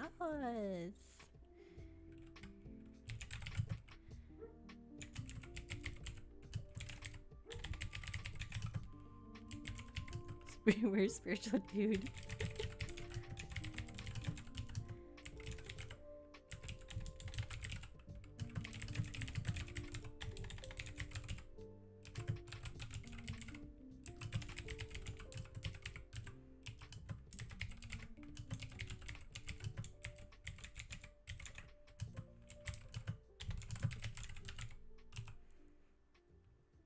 I forgot. Did Urahara charge Ichigo for all that? Or did he just give it for free? I like to see more of Thai culture come out in the storyline. It's such a tucked away culture for most of the world. Ah, why not? It could be like a small ethnic group in the story or something.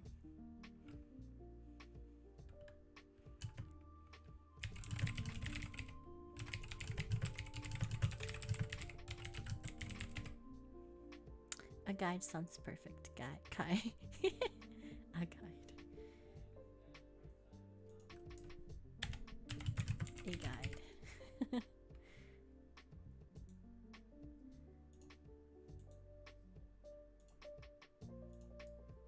Maybe some band of nomads.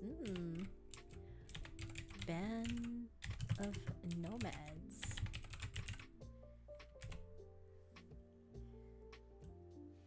This is as much my story as your story, everybody. So let me know any and all of your suggestions. Thai curry noodles. I love those. They're called kopong. My roommate just had some for dinner today, actually. I had quesadillas.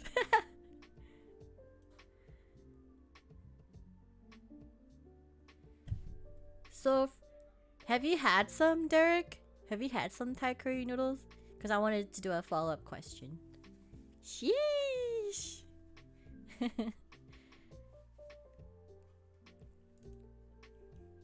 Not that you brought it up. I don't think Ichigo ever did pay for anything from him. Yeah, that's what I thought. But I don't think Urahara was that kind of guy who like charged for anything or everything. Cause I know, didn't he have a shop? that was his hideout, right? It doubled as a shop or something. I love curry noodles with beef and peppers and such. And Thai tea. Yes, Thai tea is very good. Because for kapon, for the curry noodles, I like the thinner noodles. But a lot of people like the thicker ones.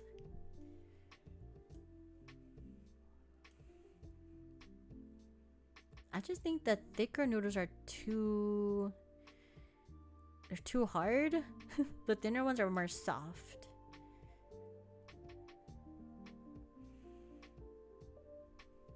Maybe a pet.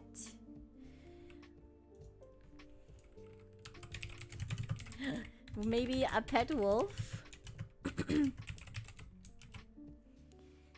And I will share with everyone that I do have a dog in real life. It's an Alaskan Malamute, so it looks like a wolf, and it's black with white dotted eyebrows.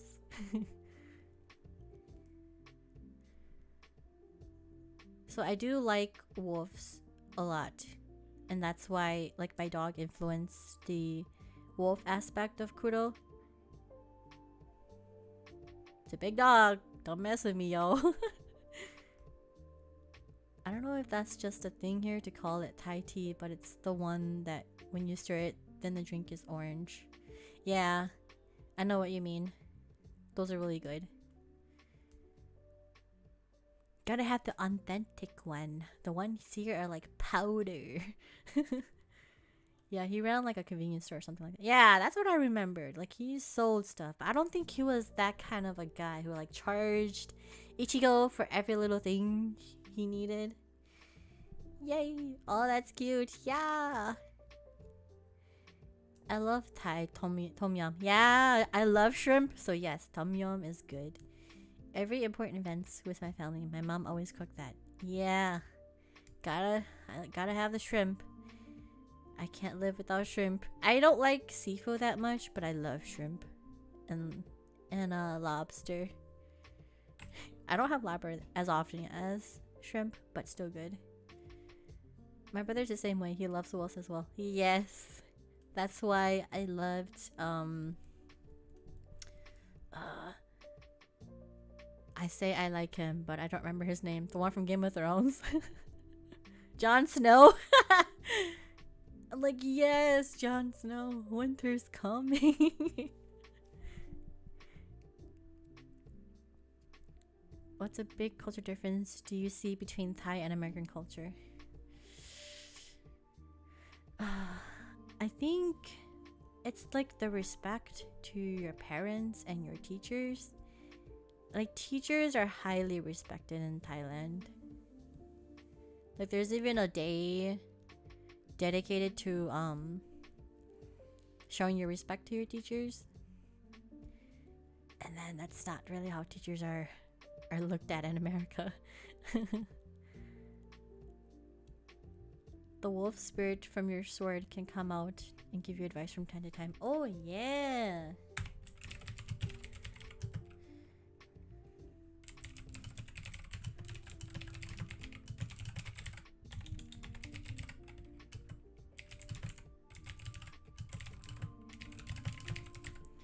You can even give me a training arc like Ichigo had with, I don't know, I forgot the guy's name in his Bankai.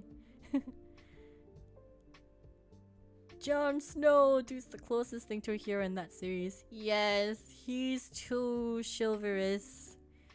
He could have never been king. He's too good for that. Can the wolf spirit be seen by everyone else, or only the one using it? Only the one using the sword. That's why Kuro's older brothers got very jealous. Only the wielder sees the spirit. And bam, you wrote yourself an arc. Yeah, dude. Thanks everybody. I'll work hard. We're building her whole arc. Yeah, that's the whole point of today. We'll work together. I'll make everybody proud. I'll work really hard. Where are the books? Gyor? Where are the books, Gyor? My books? My books here? Oh, and did you guys know this sword, my blue Boken sword, it's real. I have it in my room. I have it custom made. So what came first? The sword or Kuro? And I do have, my mask is real as well. I specifically use the reference of my real mask for Kuro.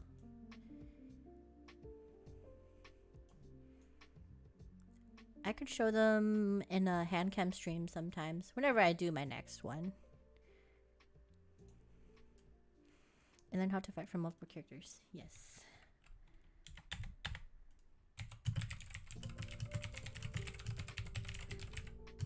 Multiple characters.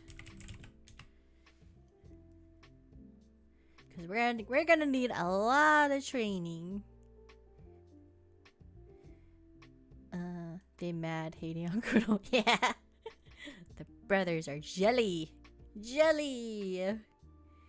Voila. Voila. George R.R. Martin. He has 2 books left to write. Oh, for Song of Ice and Snow series, you mean, or is it a different series? I think Jerry means George R.R. Martin, the guy behind the Song of Fire books that Game of Thrones. Yeah. Do you mean he has 2 books left to write for that series, or separate series? Plus, you can use that wandering samurai trope as a way to explain your collabs with others. Yes! Good thinking, Kai. Plus.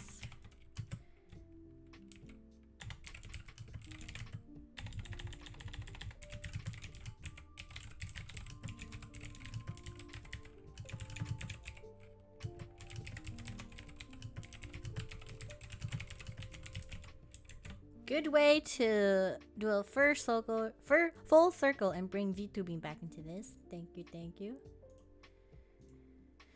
I'd like to see a character struggle to adapt their ways of teaching. Like, oh, adapt to the teacher's way of teaching?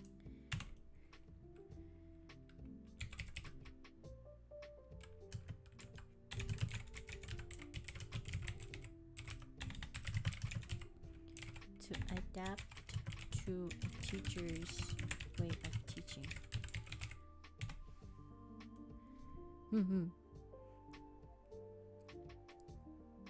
Isn't that kind of like what Naruto did with Jiraiya and the Rasengan?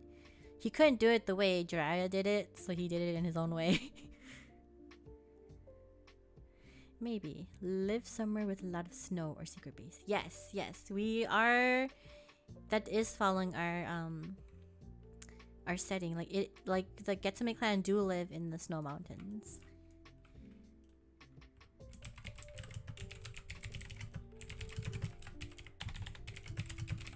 Snow mountains.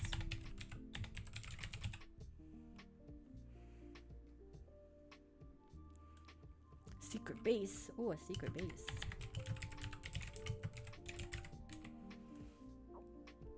I just accepted that he's never going to finish those books. It takes a long time. Didn't he say it's gonna be different than what HBO did with the Game of Thrones ending?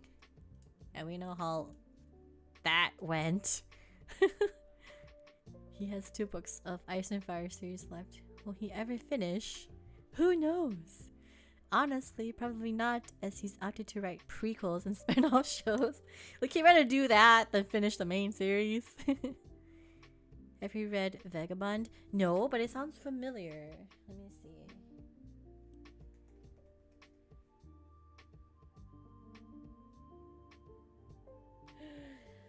I will have to check it out. Samurai. Is that a manga series?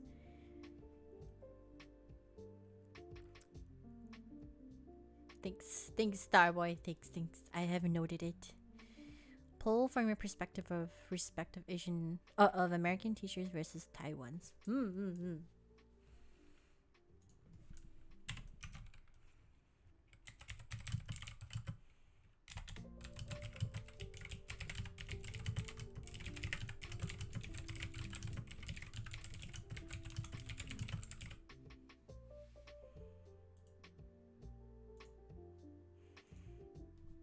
It follows Sword Saint Musashi Miyamoto. I will have to put that. Let's see. Here. Oh. Vagabond.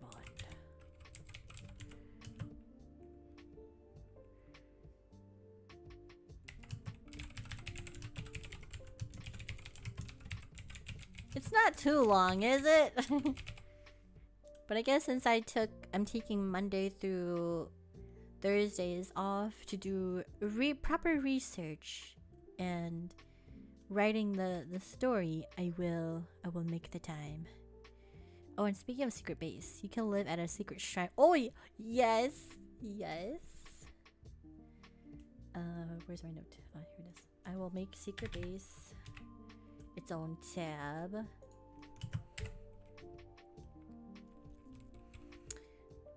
Could live at A secret shrine dojo in the mountains.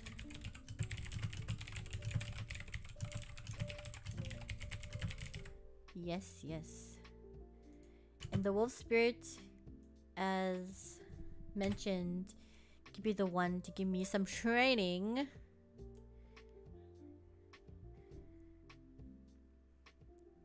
My brother has read Vagabond, though I never read it personally.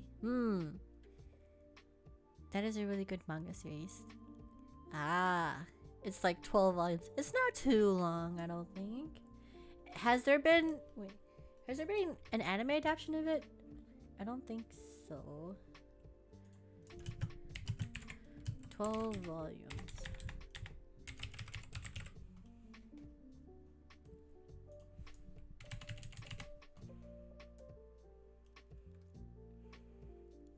I heard he may have intentionally not finished the last 2 books to see how people will respond to the show finale, and now he can make it different.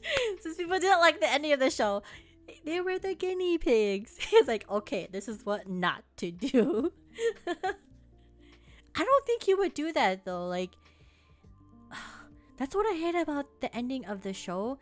Like, you have all this build up for every single character, and it did not deliver. Like, yeah, I watched that one behind the scenes where the directors were like, okay, we want to do this thing where whatever you're expecting, the opposite will happen. And that's exactly what happened. Like, come on now. I wanted Cersei's death to be painful. No! I was looking forward to that. I was not satisfied. Maybe Wandering Monks. I think I will put that with Band of Nomads.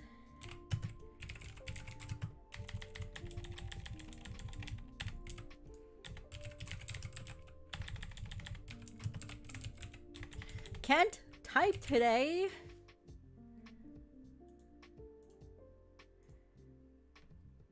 No, only. Okay.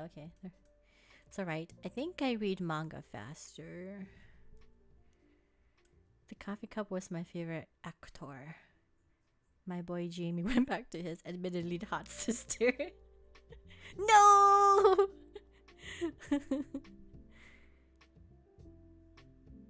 I think he was better with Brienne. But alas, she don't need no man anyways. What I did like was I forgot her name, but the lady who was that little girl, I liked how they gave her a justified death though. That was the only good thing. Do each of the brothers use their own kind of weapon?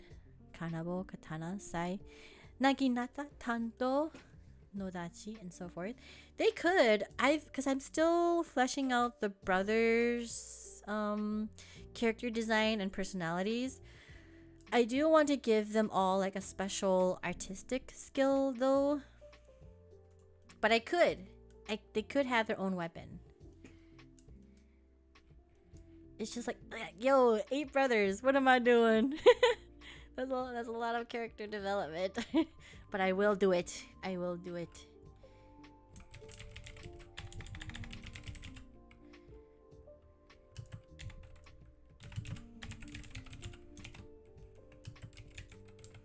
Because that means more research for me to figure out like their fighting style and such. Maybe I'll break up the brothers into different arcs.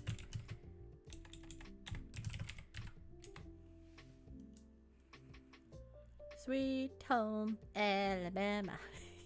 No, Kai, no! I know what you're referring to. No, none of that here. Paintbrush magic weapon like Okami. Ah, that could be one of the artistic skills.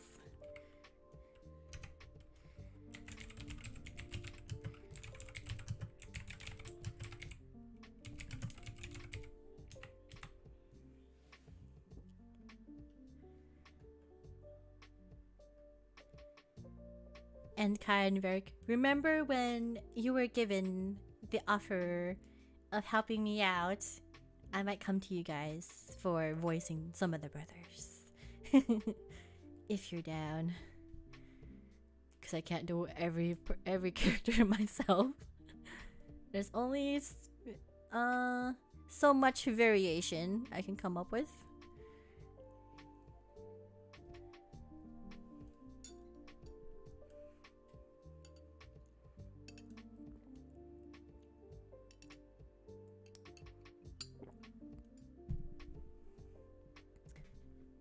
Sounds good. Not sure how I will do as a voice actor, but I'll try. You can do it.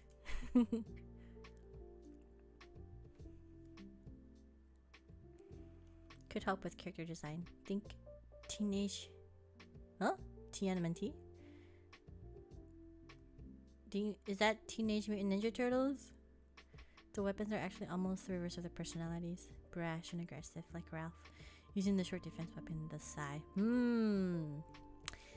Yes.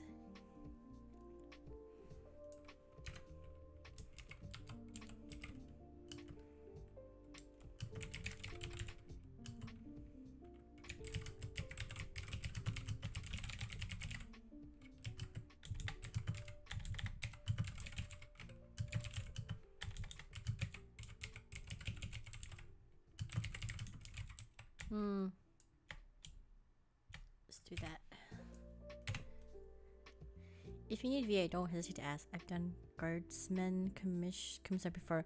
Oh, I'll keep that in mind, Derek. I think we're following each other on Twitter now, so I'll hit you up there. You each can play a brother! Use us as an extension of your creativity.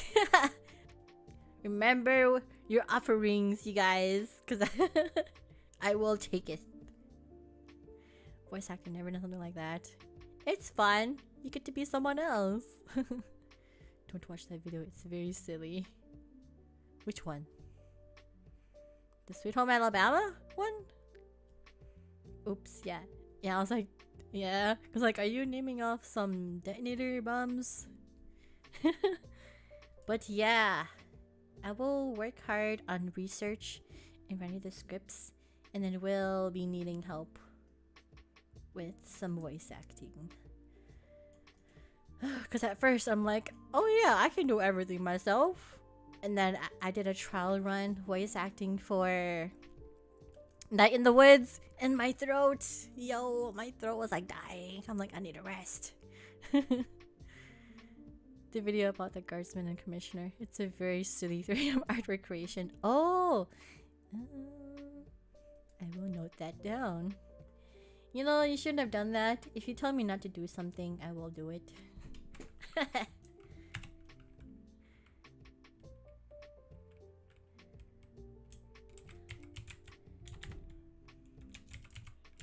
Guardsman and commissar.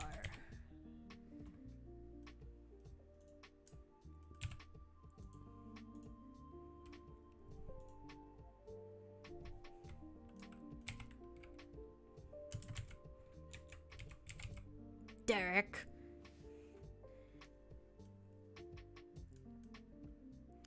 Alright. I think this is pretty good for grounds work.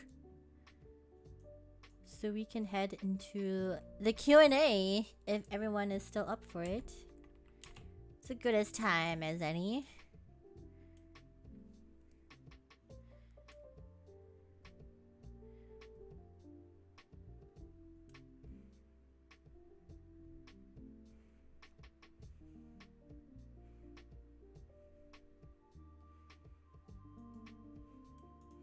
But yeah, I'll take any last suggestions and then we'll switch over to chatting. The Q&A.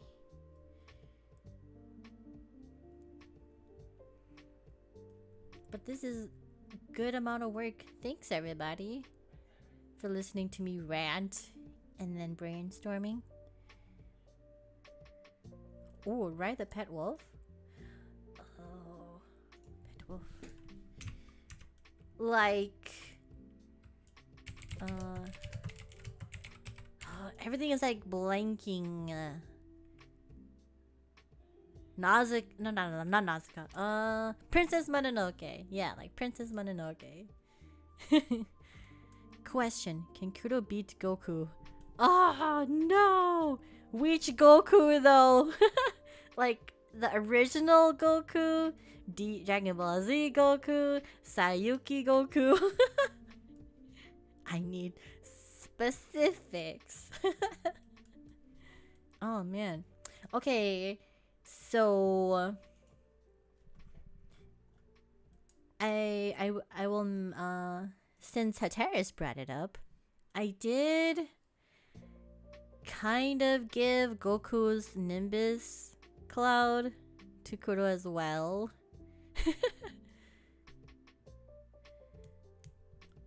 Well, more so do we? Because on the Moon Kingdom, you can ride a cloud like that.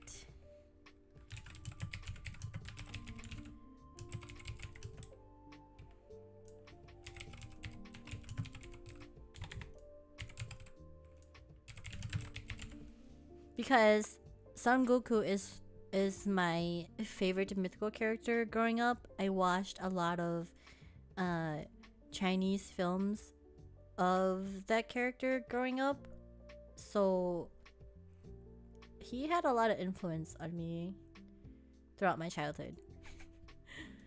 Cause Son Wukong, he went through life at the beat of his own drum. He didn't give two sheets about the gods. Journey to the West, yeah. Alright, has anybody in chat seen the anime Sayuki? Please. Sayuki. I know Mama Iwi saw it, and we both love it very much.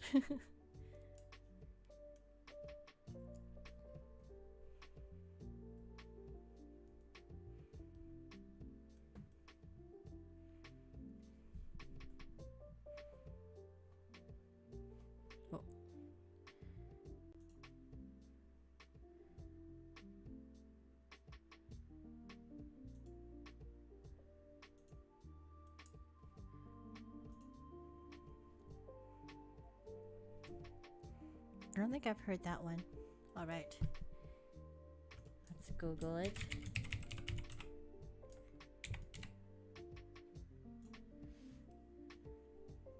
This is Sayuki, you guys. It's like a rendition of the Journey to the West. But the priest... They gave the priest a gun as a weapon. I thought that was so badass. Like right here. The priest has a gun. But he uses holy bullets. Blessed. So I guess that's okay. Like he only shoots it at demons.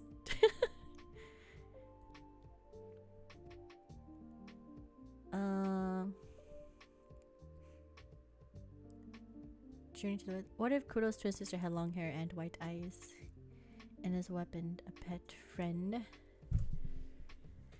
Rui?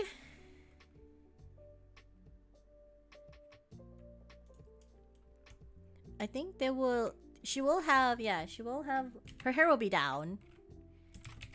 Long hair. Down.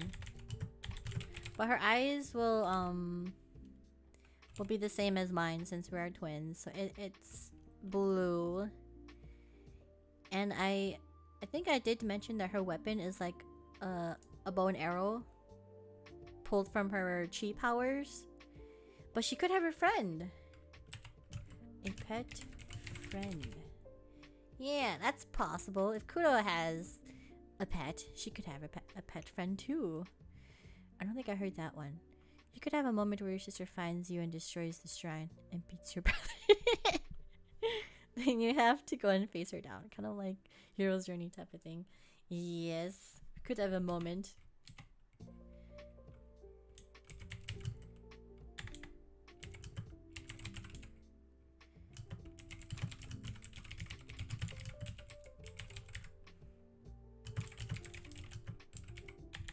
my brothers.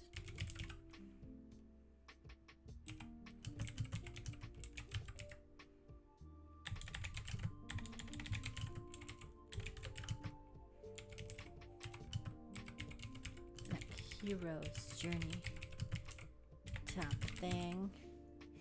No, I haven't. Priest with the gun pog. I know. I thought that was so cool.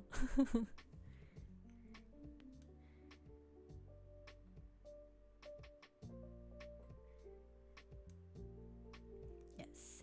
But I like this Goku as well. He's like a younger version. Vaya con Dios. ¿Qué? That reminds me of the Priest movie where the priest used holy ammo to hunt vampires. Oh yeah! Yes, yes, yes.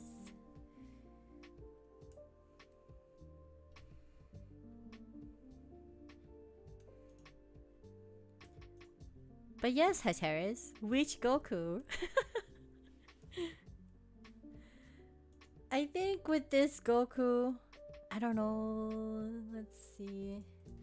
You gotta see him in his beast mode or demon form.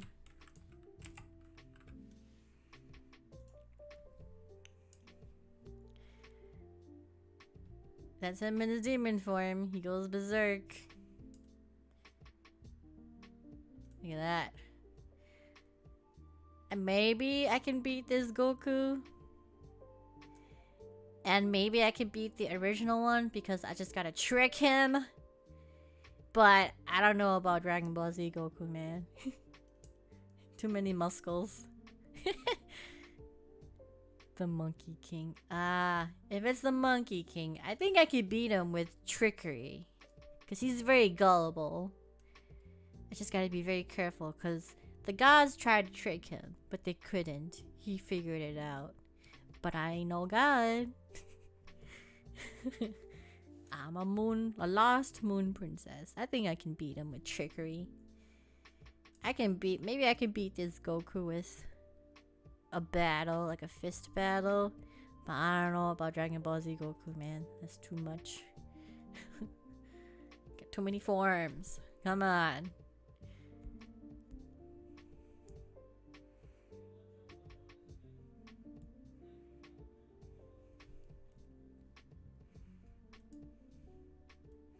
Alright, should we go to chatting for some Q&A? I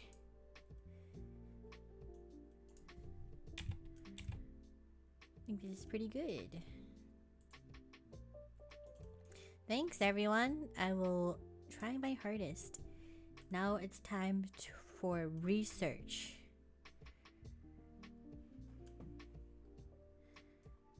Go to chatting.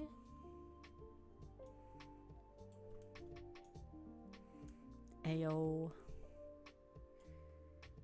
Moon Princess and Twilight Maiden.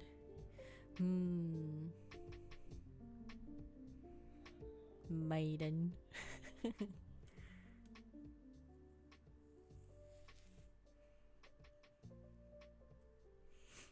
Oh, the room is so cute. Yeah. Got my sword back there. Cloud pillows.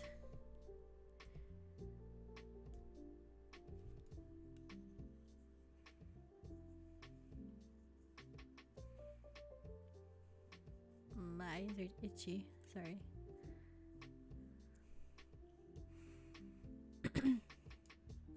All right. Questions.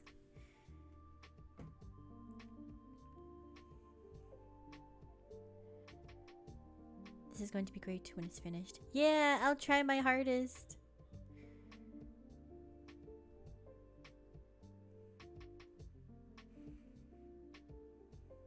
I haven't written scripts before, like voice acting scripts, so we'll see how this goes. Because it's gonna be different than like writing a novel.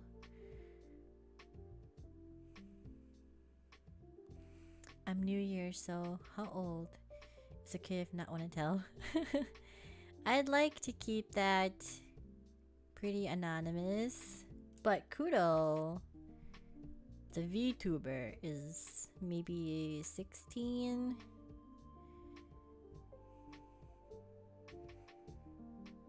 But I'm an adult lady. I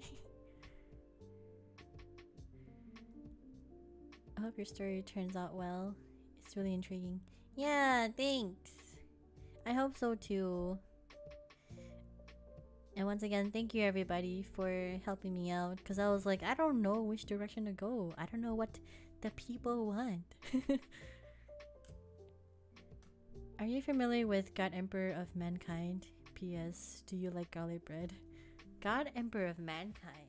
Sometimes I know things like from memory, but I don't know the name, kind of deal. Emperor of Mankind.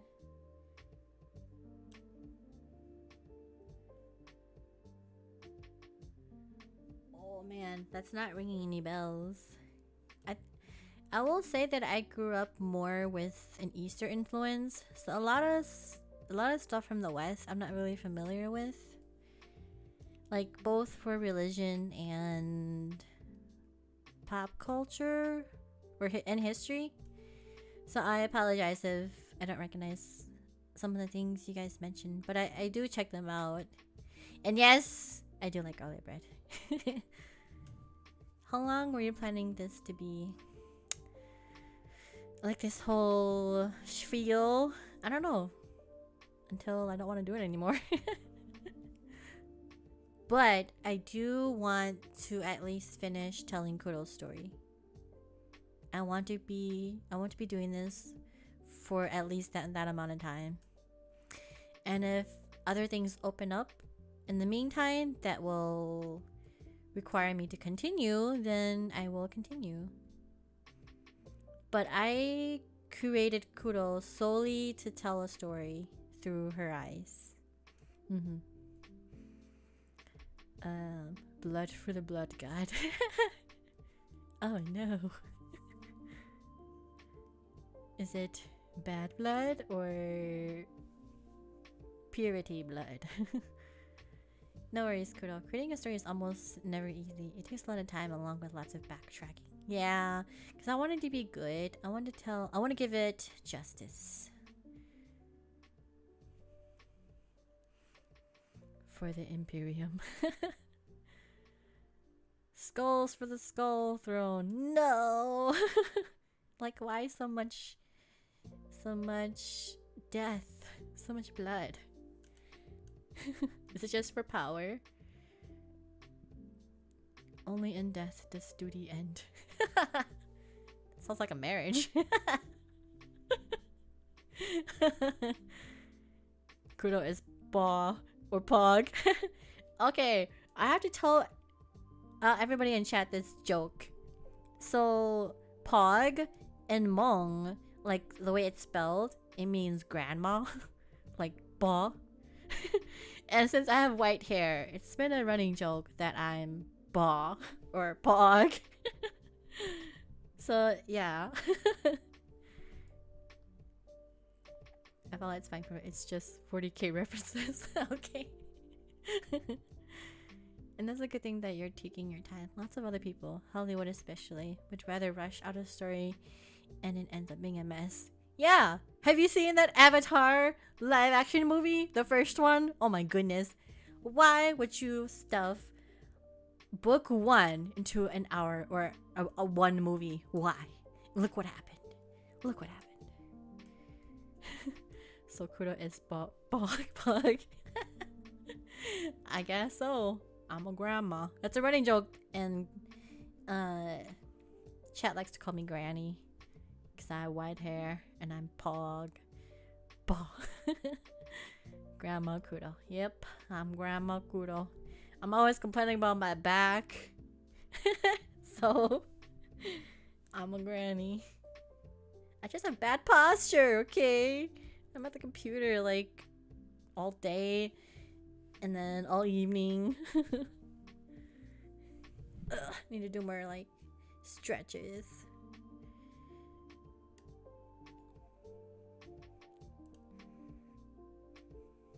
Any more questions? You gotta sip straight. Ah, no, it's easier said than done. I've been trying. Like, I've been trying to catch myself. I've been trying. Like, I got a standing desk too at home, and like I I need to use it when gaming, so I can be standing up and like having better posture than sitting down and like slouching trying to look at the screen. How long are you planning for each episode to be? What does the people want? Do they want like an anime episode length? Like 25 minutes? Or do they want longer? Because for Blue Eye Samurai, each episode, there's only 8 episodes, but each episode is like 45 minutes. But I don't think I can I personally can't sit through an audio episode for 45 minutes. Go for walks. Yes, I go for walks at work. I go for 2 walks a day, and they're a mile each. And I try to stretch during then as well. Just not long walks, or short piers. Yeah, I take 2 1-mile walks every day at work. It's about like 20 minutes. Are you planning on making the story mature or family friendly? I guess I should have asked that question when I was taking notes. What does the people want? I guess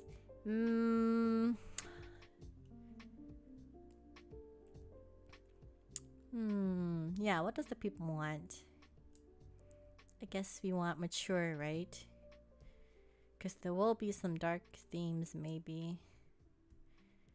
Remember to stay hydrated. Yes. Too bad this is not like Twitch, where I get a reminder to drink water.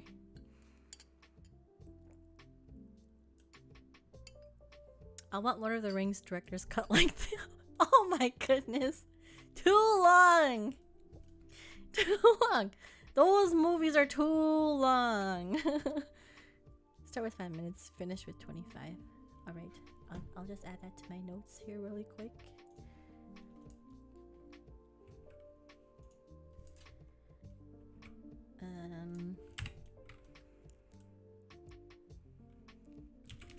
Start with 5 minutes.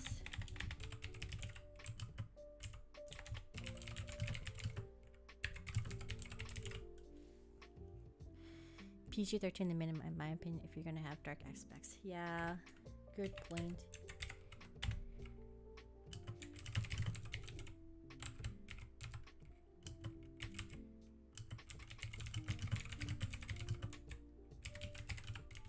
Because I wasn't sure, because I don't want it to be like a swearing spiel, but it will have some dark elements. So I guess PG-13 is a good starting point. Maybe you could go either way, honestly. You could go the family friendly route, but not shy away from more adult topics. Yes.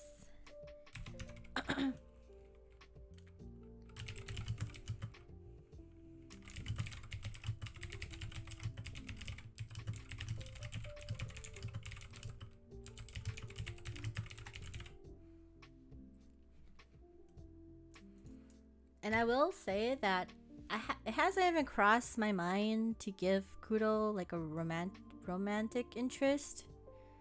So there's none of that as of yet. I don't know if I want to, because I really want the journey to be focused on the journey. Kind of like Fullmetal Alchemist in Avatar. Yeah.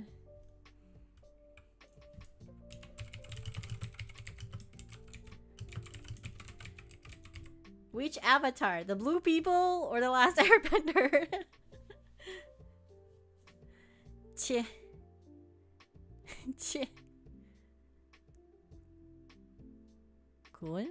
Kuro? Kuro? Is that attitude I'm sensing, Hateris? And you don't need romance, yeah, because I didn't even think about that. It's up to you. If you can't think of a good romance idea, then you can just ignore it. Yeah, I'm not very good at writing romance. So yeah, I don't think there'll be too much of that. There may be like admiration, intense admiration, but like nothing that crosses that, I don't think. Last Airbender.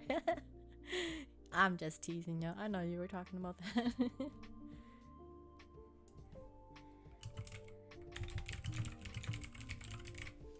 Alright. Not gonna lie, in my case, I think almost every one of my stories has a romance of some kind. Like a legit romance or just intense admiration. It's how Sasuke swears in Naruto always said kuso. Ah. Those are, I think that's fine, but not like the F word every sentence when someone's angry or something. Like in horror movies. Intense admiration scenes. It will do. Yes, intense admiration. Where there'll be hand holding. There'll be hand holding with the eyes.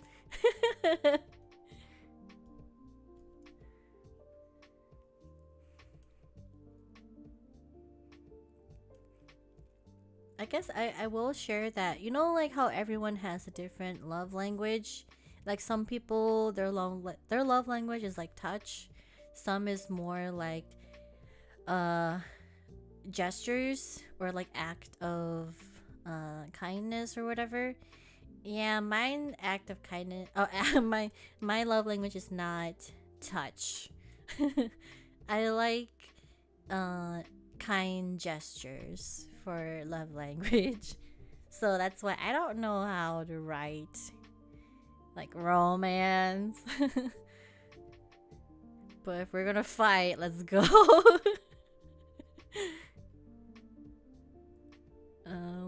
Dark Kuro win. Dark Kuro, like evil Kuro. You're saying you want like an evil Kuro episode? Most of them are legit romance, while others, well, not so much. Like a summer fling. Hand holding, that's much too lewd. Oh my goodness, guys. Should I tell you about my dating experience in middle school? Oh my goodness. Romance would be odd and starting with self-insert unless it's a soft reaction. Yes. I hang out with this friend and people think we like each other for hugging. What? It's just a nice gesture of hugging.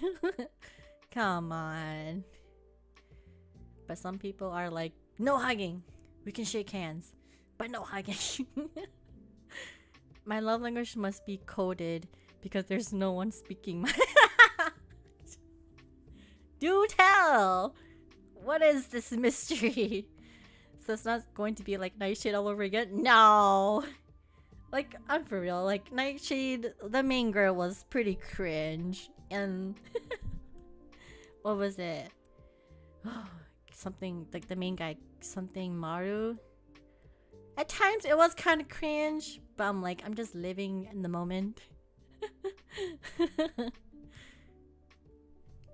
If it was Kuro, I think she would have went for the older guy. the daddy guy. Fist fights is the best for those with touch with touch love language. I guess so. For Kuro it is. Beat the love into each other. Love me right now. I usually like my romances to be that two characters have a similar tragedy. Oh, like a childhood tragedy. But alright. So going off what Kai said about hand holding, that's much too lewd. So I will tell you guys how my dating experience went in middle school. I dated this guy and we had 6 out of 8 classes together. His locker was right next to mine. And we dated for 2 years. But, catch this. We've never held hands. we only went out on one date. It was to the movies to see The Longest Yard. And then when friends are like, have you guys kissed yet? And I'm like, what? We're too young for that. And this went on for 2 years. You wouldn't even know we were dating. I'm like, no. Hand holding, that's much too much. Like, we didn't even walk to our same classes together. Okay? We didn't even sit next to each other in class.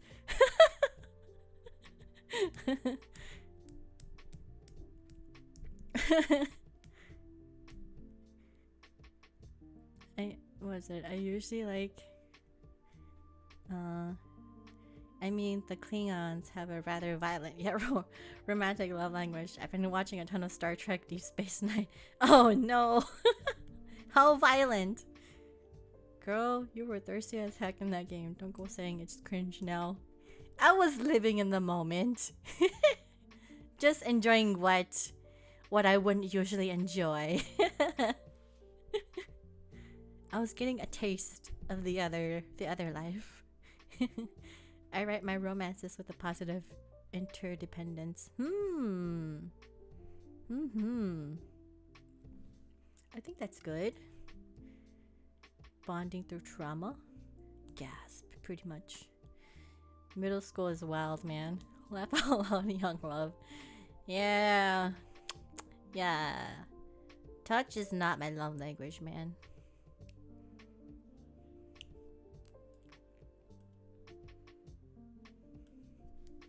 But yeah, that was my 2-year experience of dating. If you can even call that dating. For example, in my isekai story, Dark Magic Tricks in Another World, the main character Kentaro and the other protagonist, Queen Sa, lost their family, so they bond over their losses.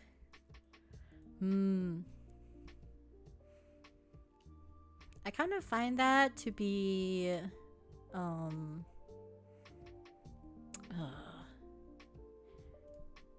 I wouldn't say I wouldn't discredit your story, but whenever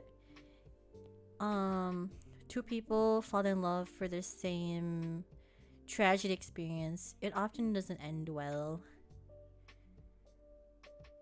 You guys were dating in middle school? I was playing COD Zombies. COD Zombies.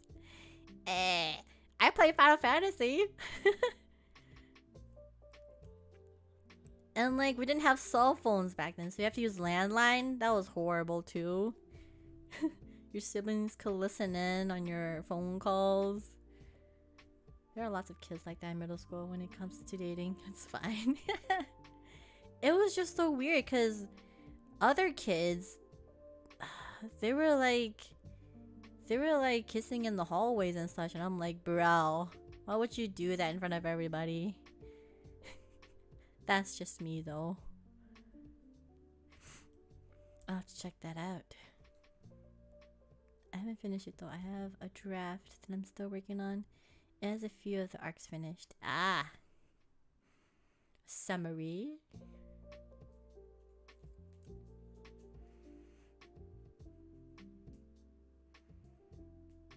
I was playing Halo at that time. I didn't have time for girls. I had a planet to save.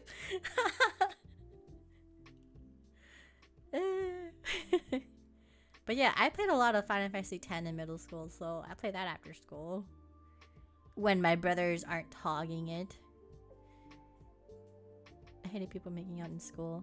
Ah no! Like, you're blocking my way into class. Like, move.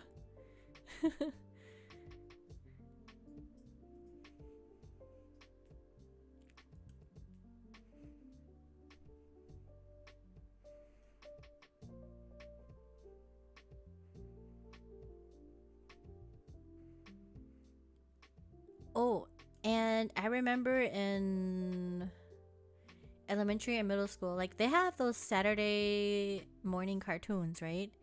Did you guys ever record it to VHSs? Like with your VCR, you record the TV stream to a VHS so you can rewatch the show. Because I have follow-up questions.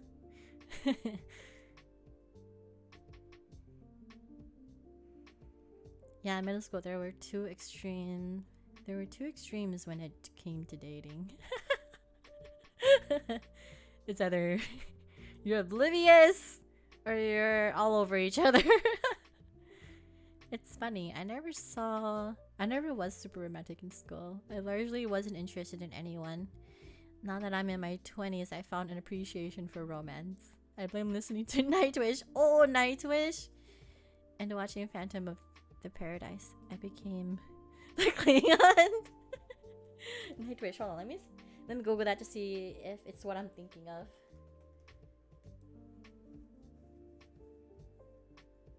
Ah, yes. There was this friend I met through Gaia Online back in the day that was all about Nightwish. And she would always share with me their music.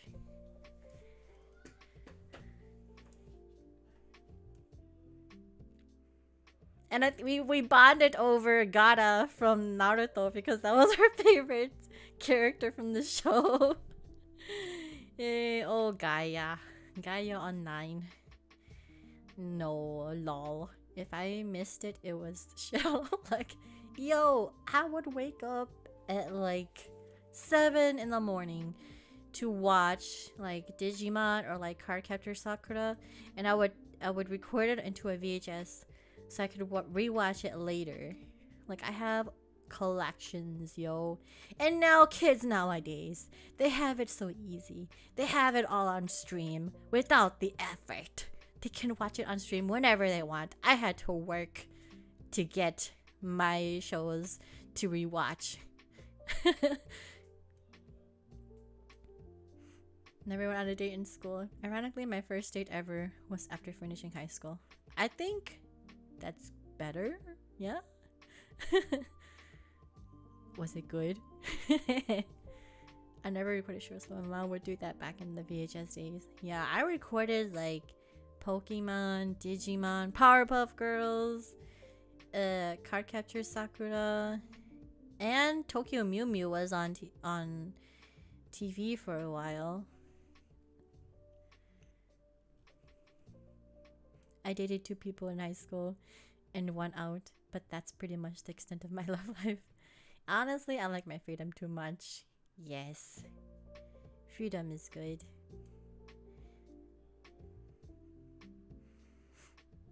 I recorded tapes. I always return my Blockbuster stuff on time. Oh no, don't tell your dark secrets.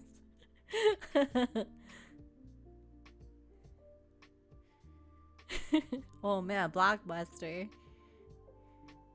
The Blockbuster card wasn't under my name, but I was the keeper of the Blockbuster card because I don't lose things.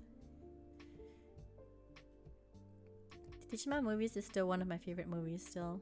Omnimon evolving to defeat Diaboramon is still Kino.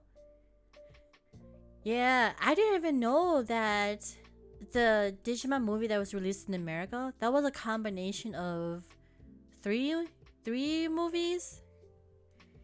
Yeah, in Japan they were released as 3 individual ones, but America combined it into one to make it long enough. I didn't even know. And okay, watching Digimon growing up, I thought they were in the US because of the freaking English dub. Like, they put that song in the English dub Digimon movie, We're the Kids of America. Like, what lies? It's all lies. Man, I remember Blockbuster. Be kind of rewind. I think I borrowed a few like old anime from Blockbuster. I rented the Millennium Actress to watch, and this is like elementary school. I'm like, oh, it's anime. I can watch this. I watched the Millennium Actress, did not understand anything, but it was pretty cool. And then I rented Vampire Princess. It was pretty dark. I'm like, oh, so this is anime. This is real anime, not like Digimon. It's not as cute as Digimon. I mean, Digimon is still pretty dark, but it wasn't as dark as Vampire Princess.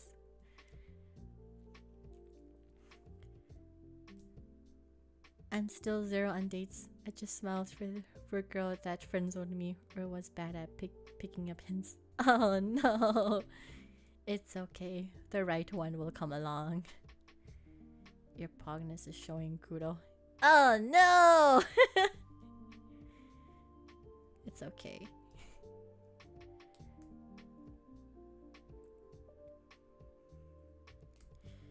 Freddy Fazbear Pizza? Pizza? Satoshi-kon as a kid. You're wild. Satoshi-kon? Nani?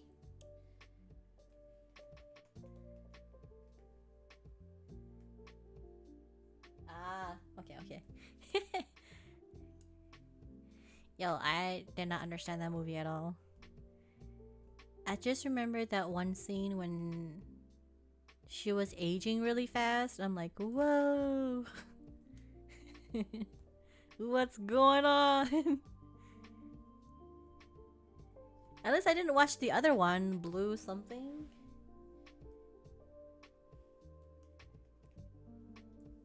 Yeah, at least I didn't watch Perfect Blue. I didn't have that at Blockbuster. I hate autocorrect. Me too. Perfect Blue is terrifying. Yes. Yes, it is. It's terrifying because it's real. That is how idols are seen. It can get pretty dark. Legit made my stomach churn. Yeah, that stalker guy was ugh. And the scenes that she had to perform, nah.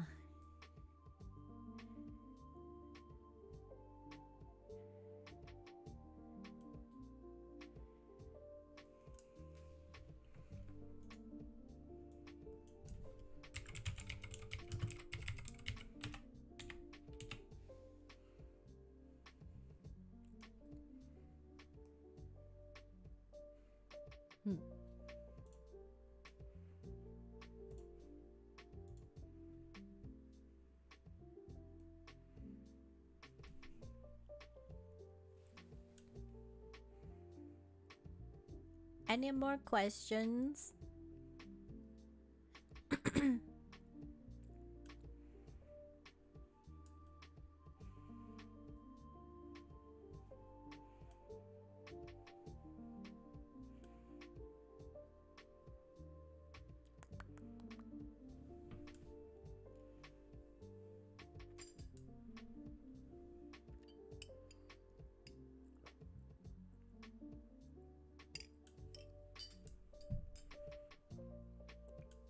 How was your day? It was good. I'm finally catching up on stuff at work, so I'm not as stressed.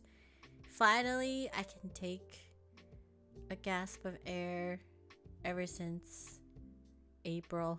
I've been like swamped at work since April, you guys. But finally, I can relax. It's unbelievable. Is this the only story you're working on at the moment? Do you plan to do others when you're finished with this one? Maybe. We'll see what inspires me. Because I have written a story before this one. And I've released it in one form or another. And I wrote it during... Have you guys heard of NaNoWriMo? It's where you work on your story every day for the month of November, where you have to write like 1,600 words a day. I wrote my last story during that time like a few years ago, and every year I would go over it and like edit it. How often were you planning on uploading? I'm going to try at least 2 videos a month. Like I'm working on one right now. I hope to release it next week. It's a game review. But it's a game that I really like. So I hope you guys will like it too. I give my own little review and what's the word? Interpretation on it. Because I plan to play some games offline and then edit it to upload. Because sometimes I like to take the time to level up in games, and I hate doing that on stream because I feel like it's not fun. So I want to play it offline and then just edit out the good parts to show everyone. And I want to get better at editing as well. But I still want to stream some games and hang out with everybody. But at least 2 videos a month. And then we'll see how it goes, and then maybe I'll do like once a week or something. But that's a lot. That's a lot, so we'll see. Tomorrow I get in test on World War 1 and World War 2, and I gotta say, 7 hours a week. Oh no, good luck. I'm always bad in history, so I always hated studying for those. But Kai can help you out. He loves history. In my case, I have over 10 stories that I'm working on. Oh my goodness, how do you do it? How do you do it? NaNoWriMo. Yep, I wrote my last story during NaNoWriMo. National Novel Writing Month. Got my coffee ready to stay awake. Oh, good luck. I hate it studying for history. I don't like reading about like wars and people dying, but that is what it is. Well, the grind is fun though. I know, but I just feel bad. Like when I'm playing Pokemon, like I grind a lot to level up my Pokemon because I think I mentioned this many times.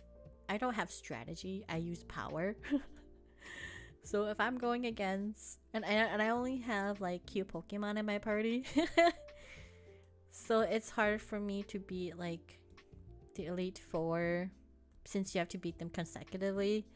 I have to really level up my Pokemon like 20 to 30 levels higher so I can beat them that way. Like even I get a bit annoyed when I'm like trying to level them up too. So I'm like, oh, it's the same thing over and over again. Head empty, must hit hard. Glass cannon build all the way.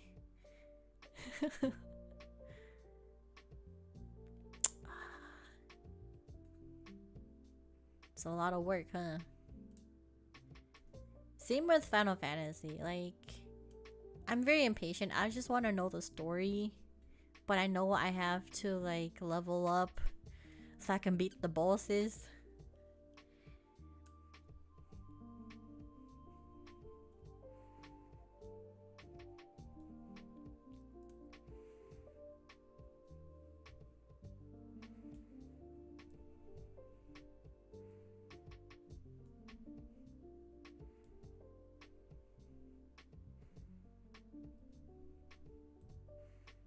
Oh yeah, and I was weighing my options on what to invest in for like a new computer. Since my workplace is implementing a working from home hybrid, I decided to invest in a new Mac instead of a new PC.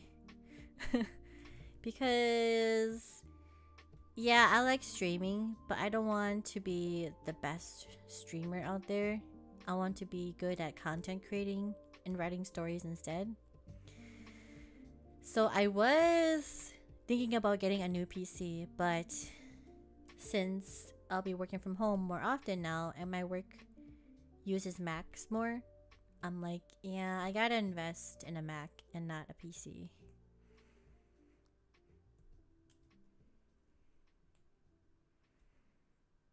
Have you watched the show Finn and Cake? Yes! Wait, Finn and Cake? Let me look. Let me see if it's what I'm thinking of.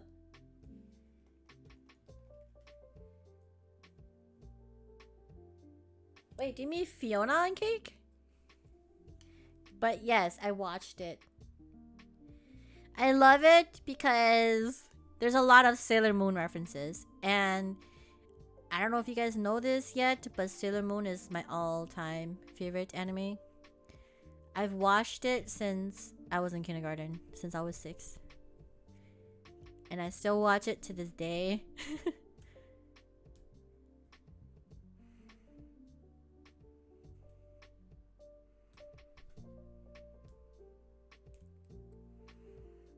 But wasn't it like pretty short? I watched it on HBO and I remember it was really short.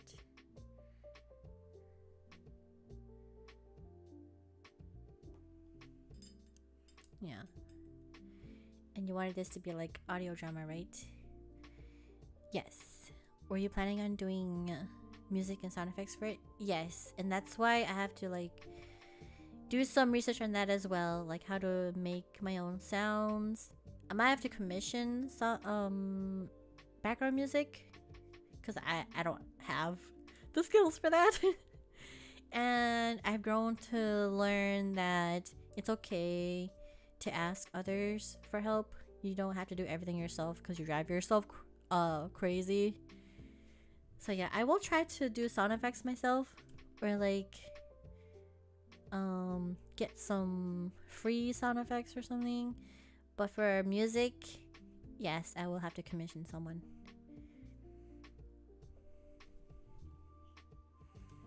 Same with, I might even have to do like still images as well. So we'll see. Because that's the thing, like 8 brothers. I have to figure out how these 8 brothers will look like. At least have like one still image of them or something. Or just a portrait drawing of them. Like, oh man.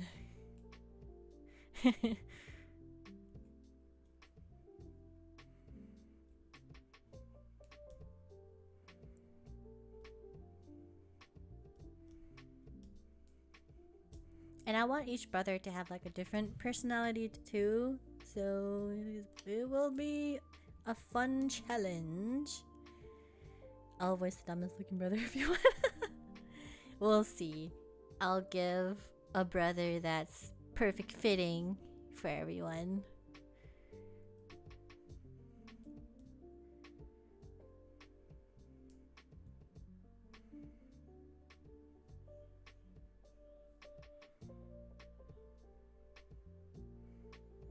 Maybe I really will have to start up a Discord server because I have to see how you guys sound first. To see if it matches. If you do implement magic paintbrush weapon, they have to look like Odin from One Piece. Oh.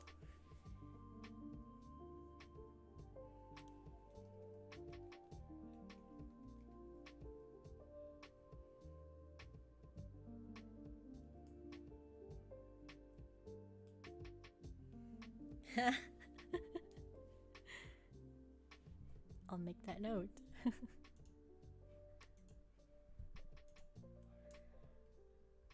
Let's see. Paintbrush.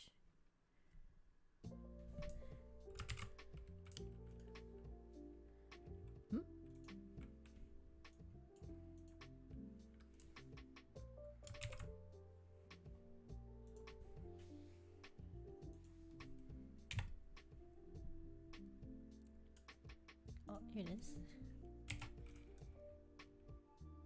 Look like Odin from One Piece.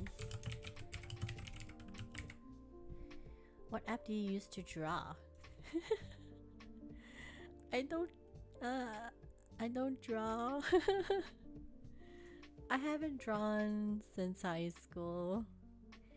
I do have Procreate, but I don't use it. I tried drawing. I tried to get into drawing, but it's one of those instances where if I'm trying to do it and I'm not happy, then I don't think it's for me. Because I got really upset. Yeah, so I'm like, all right, I'm better at character design and art directing, so I will do that and have commission illustrators to draw it for me.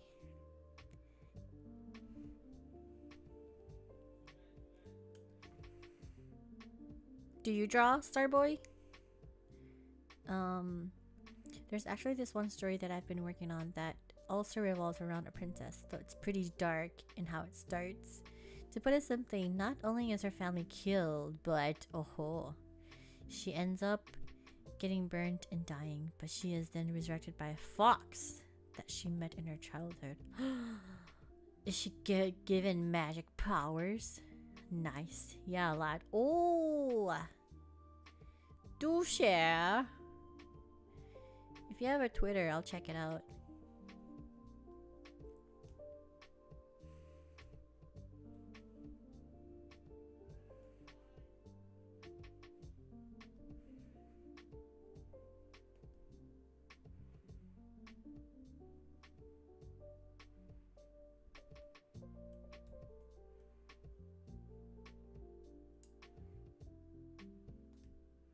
Oh dang, is my chat lagging?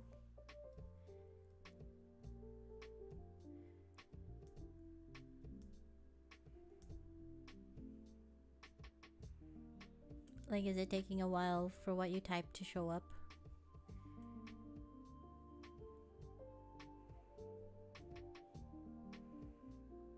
Yep, her magic powers allow her to possess people. Throw sharp feathers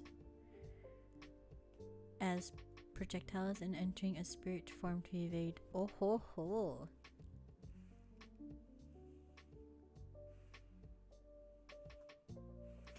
But magic powers are not granted without a cost. What is she giving up, or what is she sacrificing?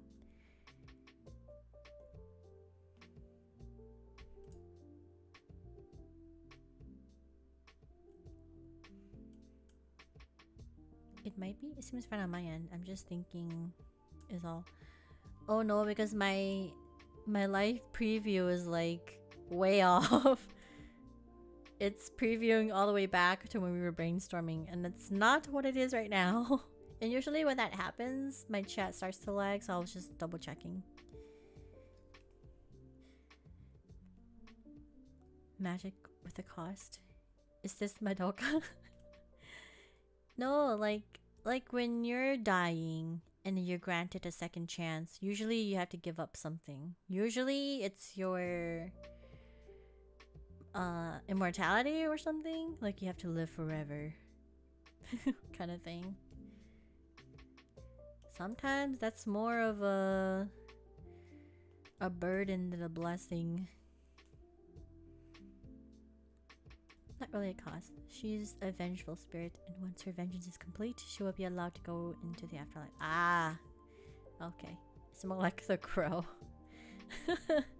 Interesting. Vengeful spirits are not one you want to mess with. Oh, my life preview does that a lot of the time. I just kind of ignore it. Ah, okay. Because that happened with our demonologist live stream, and then my chat was like lagging really bad. So I just wanted to double check. Maybe it's only when I'm playing PC games it does that. We're not gonna lose Brendan Lee again, are we? No. Brendan Lee. Who's that?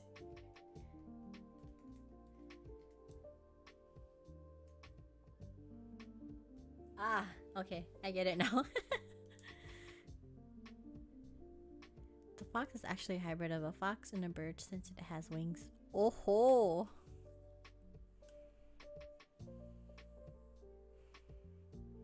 What were some other characters you were thinking of adding in? I was trying to give more female characters, but they might just be like the ones that we meet from different towns. But that's on the back burner because I gotta figure out the brothers first. Because I got her 8 brothers and then her twin sister, and then her twin sister will have a companion as well. So I'm like, I gotta figure all that out first. And then I had to think about the bad guys or the villains. Like, what makes a good villain? I do like the kind of villains that has a duality. Kind of like Itachi, where what he's doing may be perceived as bad or good kind of thing. Those kind of villains, I think, are the best kinds. Most hard thing of drawing is that it depends. Paper or computer or PC or like iPad, etc. And how apart it takes hours. Shapes, and the hard part is coloring. Yeah, I'm very bad with anatomy. And I think I'm better with paper and pen. I tried drawing on a Procreate on an iPad, and it's just so different. Like I can't get the pressures right. So yeah, I think I do better with pen and paper. Oh, a shrine maiden. I didn't even think of that. That's a female character. If you can. Oh yeah, good idea. Since we were thinking about shrines, let's see. I have to add it with the shrine tab. Where is it?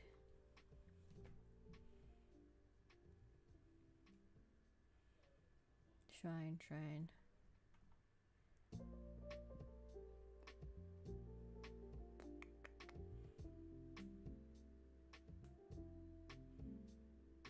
Oh, here it is. Where it snows. So a secret shrine. Shrine maiden. Maybe you could do a ninja character first, right? Ah.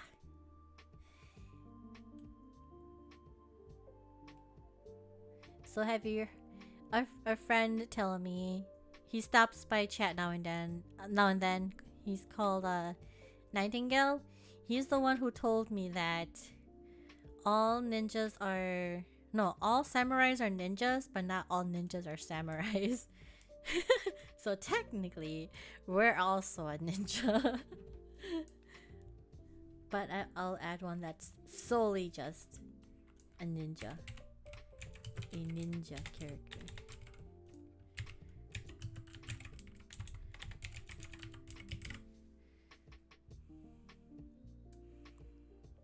You can also do a little old lady that cooks you food and gives you good life advice like grandma character. Like me. Grandma Kuro.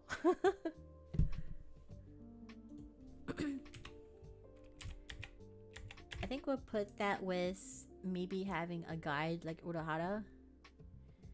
Where is that note? Where? Here it is.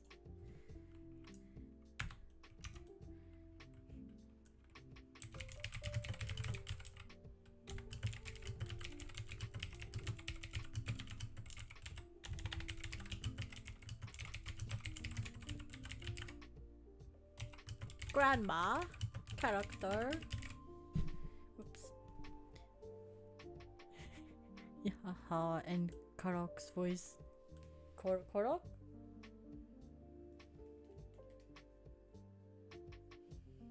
Oh, is that the one from Zelda?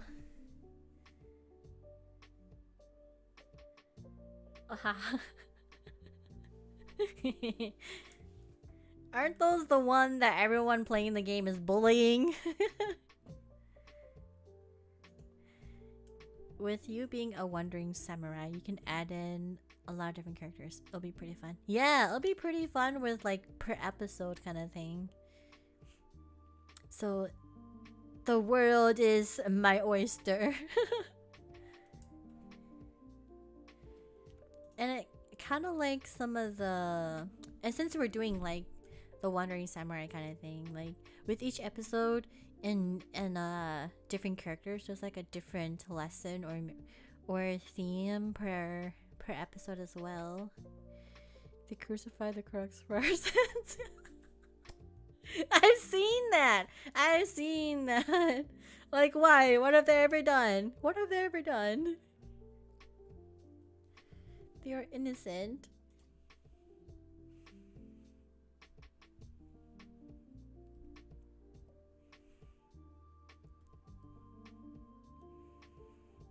I've been wanting to try to play that game, but it's too intimidating. Like it'll probably be a game that I would play off stream and like edit it because I'll make a fool of myself if I play it live. I'll be like, huh? How do you do this?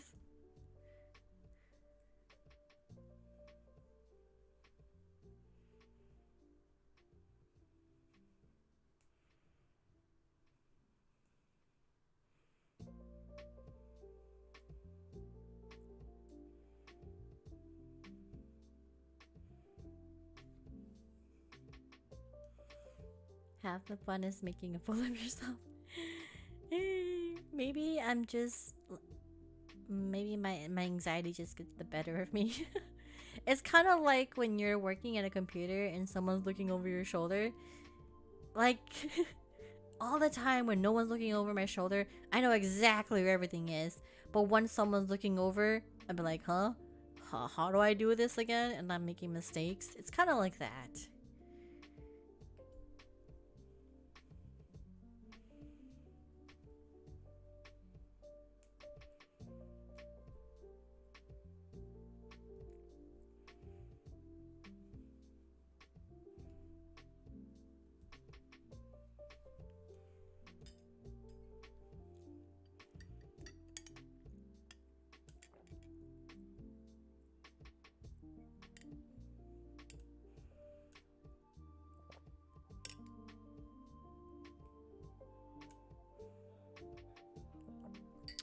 Girl, I know that feel. Yep.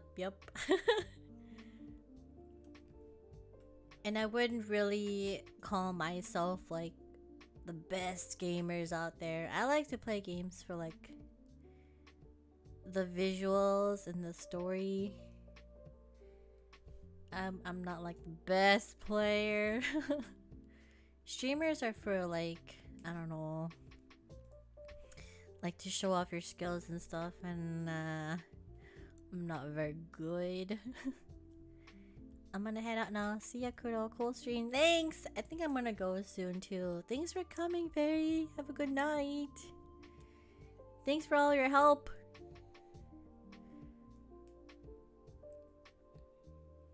Wow, Kuro is a certified programmer. Fur. Ah, thanks. I do feel more confident when I'm playing like Final Fantasy games because I grew up with that, so I know more of it.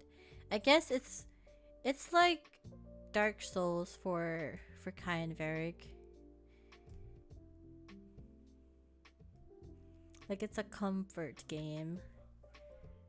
And it's okay if you like mess up and stuff. Thanks for the stream, Kudo. Hope you share more of this story soon, and congrats again on Wonder Sons. Thank you! Are you leaving as well, Guardian710? Yeah, I'll work hard on this story. I'll work hard. I gotta do proper research, and then I'll work hard. I'm gonna head out for sleep. Alright, thanks for coming, Starboy. Thank you. I hope you have a good sleep. Kudo is the Dark Souls of streamers. I do dodge a lot. In a little bit. Yeah, I think I'll give it like 3 more minutes and then I'll call it a day, because I gotta do a lot of research. And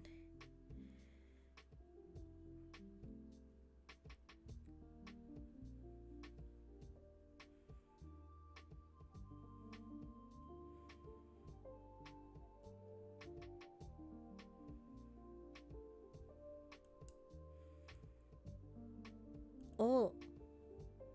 Hey, you, Varric, and I are doing that Dark Souls run for Christmas. Yeah, I'm looking forward to it. I hope my PC will be able to run it. I think it will. I just can't have any of our characters up. It'll just be us, our voices. Or maybe I don't know, maybe I won't share my POV or something, but you guys can, and then I'll just I'll still record it and then just edit it. That way it's not, my PC's not running too many things at once. Research! Yes! Time to go to the library. Before heading out, I'll quickly bring up my dark magic tricks story from before. It's supposed to focus on a Japanese magician named Kentaro who ended up in Victorian era fantasy world. Oh ho! Is that an isekai story?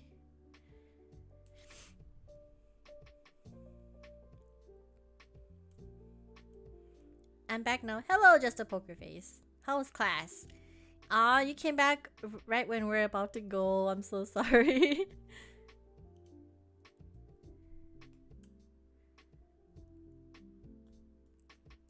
But if you have some questions for me, I think I can stay for another 10 minutes or so.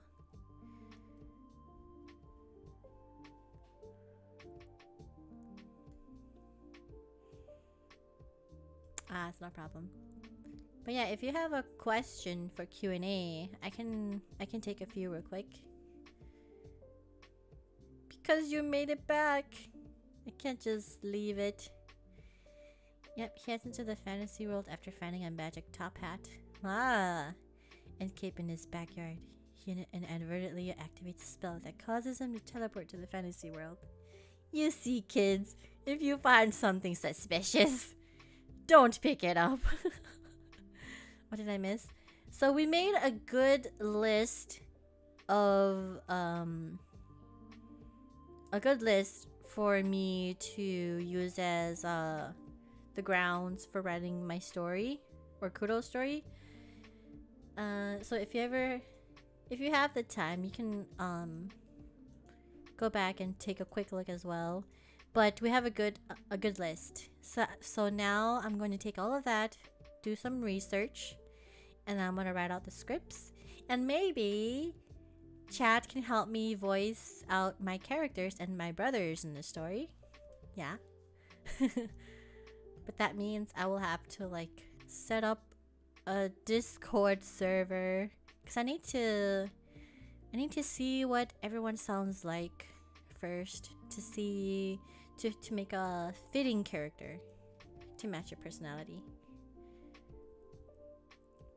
Shortly after arriving in the fantasy world, he comes across a team of bounty hunters led by a woman named Queenza. He learns that he's not in the UK like nation of Sorslav, and that their fate and that they're from the Sorslav Hunter Agency. Oh, an organization that tackles bounties, both human and monster. Them bounty hunters, I tell ya.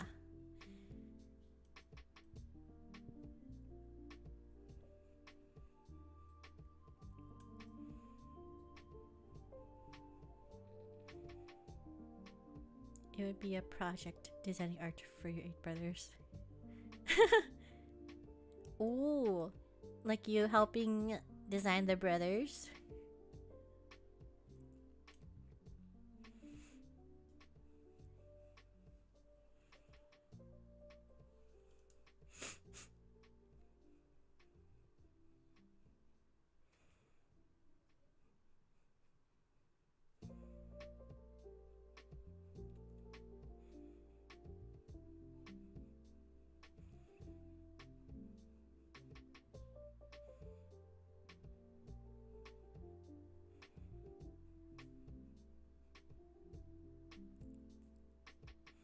Maybe I can travel enough.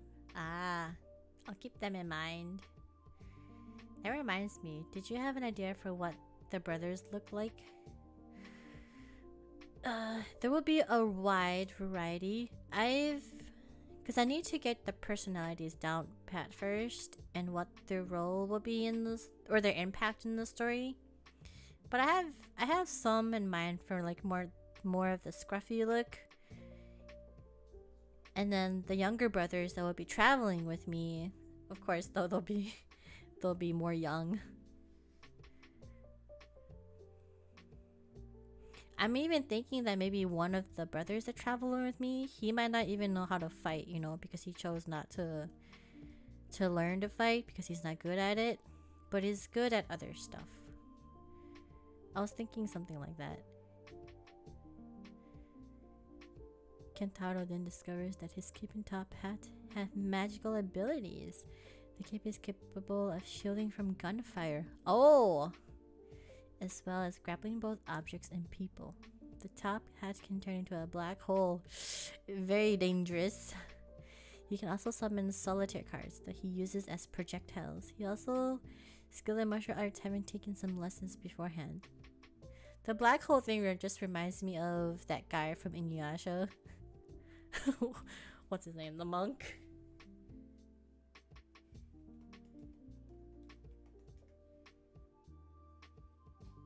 Ah, Miroku and his wind tunnel. There's always gotta be a bard supporting the party. Yes. So at least one of the brothers that's traveling with me would be that. Maybe that brother can work on finances. Business is the whole of the battle, keeping everything together. Yes. Yeah, probably they'll be the one that cooks. Poison demon bees.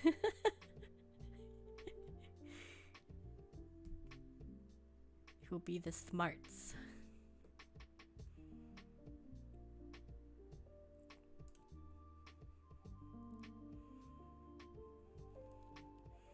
As for his backstory, he's a magician that once had a family, wife and daughter. But 3 years prior, they were killed in an accident. Oh no! The tragedies are starting.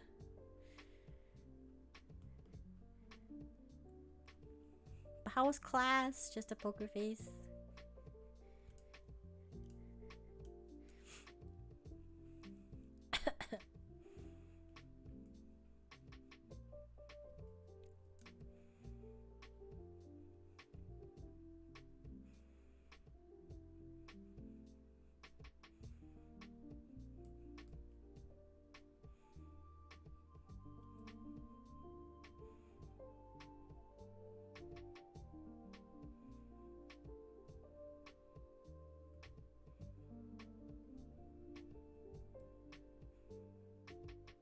Well, just something about plumbing. Oh, that sounds fun. It's good to know. I always freak out when there's a plumbing issue. A child brother like Shippo. Oh, Shippo! Shippo was so cute. Yes.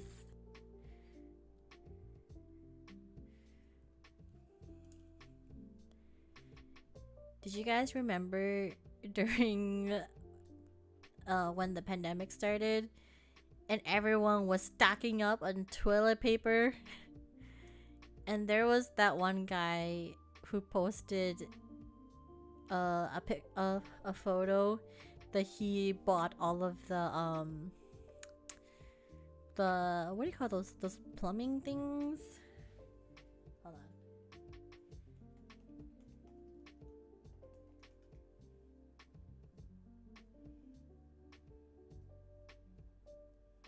What do you call them? It's that plumbing tool that like it's like a suction cup thingy. He was like, just watch, all you toilet papers hoarders. When your toilet paper gets clogged, you won't have this to help you. Yeah, a plunger.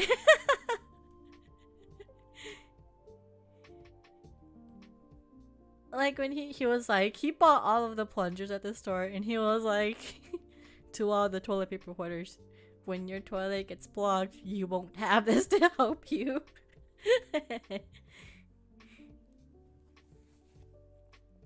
As for Queenza, who's the secondary protagonist, she's a girl that lost her family at a young age from bandits. She and her twin sister managed to survive through her twin, Rina, suffer burns on her face while trying to save Queenza. After they got out of the burning house, then they proceeded to walk through the woods before then being found by a farmer witch named Sila or Sila. 200 IQ move. Yes! Yes! Get them at their own game. Now no one can unclog their toilets. No, that's what they get for hoarding all the toilet paper. What are they gonna do with all that toilet paper?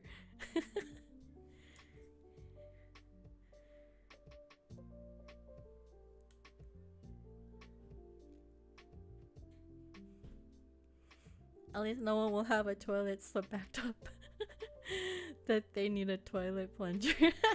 You never know. You never know what these toilet paper hoarders do. What do they need all those toilet paper for? Jokes. A toilet auger? Oh, is that what it is? An auger?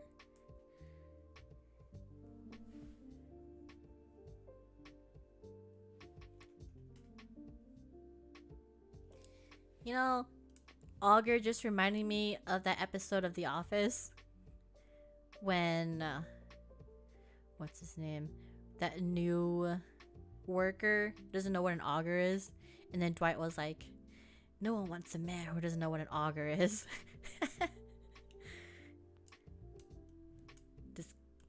I know Kai knows what an auger is, right? Train them and be an adoptive mother for them. She takes care of them for a few years before being found by a cult of witches that she was a part of. Sila fights them off but is sadly killed by saving the twins. See, I know Kai knows what it is. I had to look it up. My fave meme is the one when the toilet paper was being stocked up and the caption read, "Nature is returning, all is right with the world." Oh! Nature.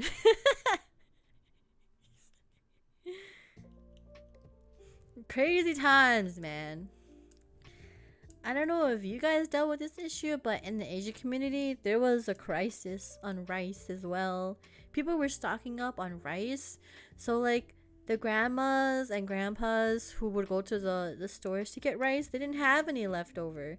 And, like, how can you do that to a grandma and grandpa? Give him some rice, yo.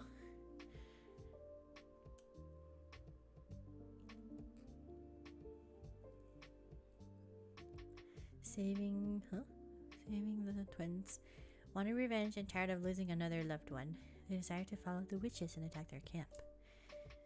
Though during the attack, they are helped by a bounty hunter named Arthur.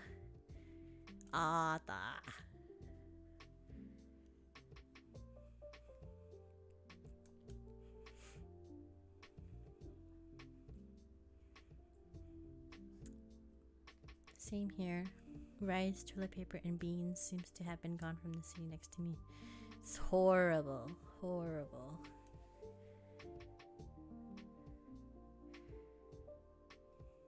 I think I just cut back on rice consumption during that time because I wanted it for families that have like kids or like elderlies.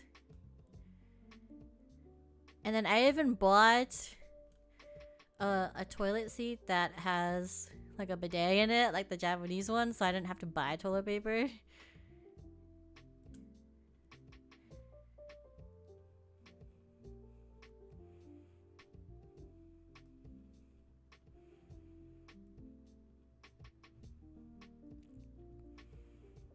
Bidet pog, yeah.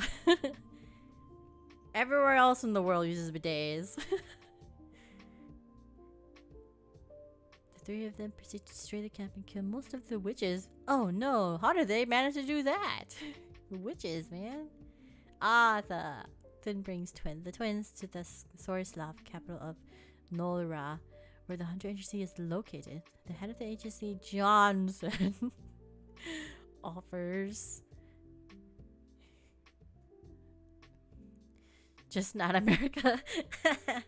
America's behind on the times. It is... What was it?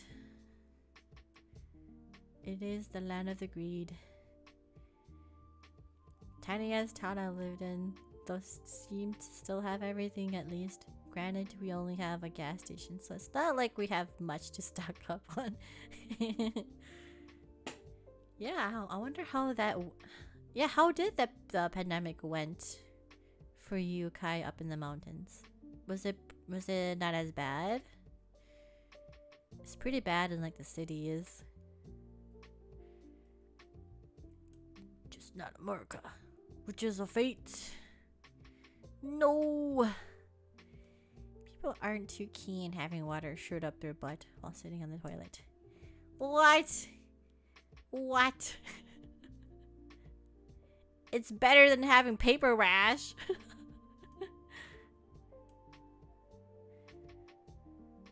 Toilet paper rash. The twins. Oh wait, stuck. Offers the twins a place in the hunter agency. While Quinza accepted the offer, Rena decides instead wanted to be a merchant, feeling that fighting isn't for her, but hopes that Quinza will do well. That's good that she knows what she's good at. The people don't know what they want. They just need to try it out. They obviously have not gone to Japan. Clearly. They have not gone to Japan or Europe.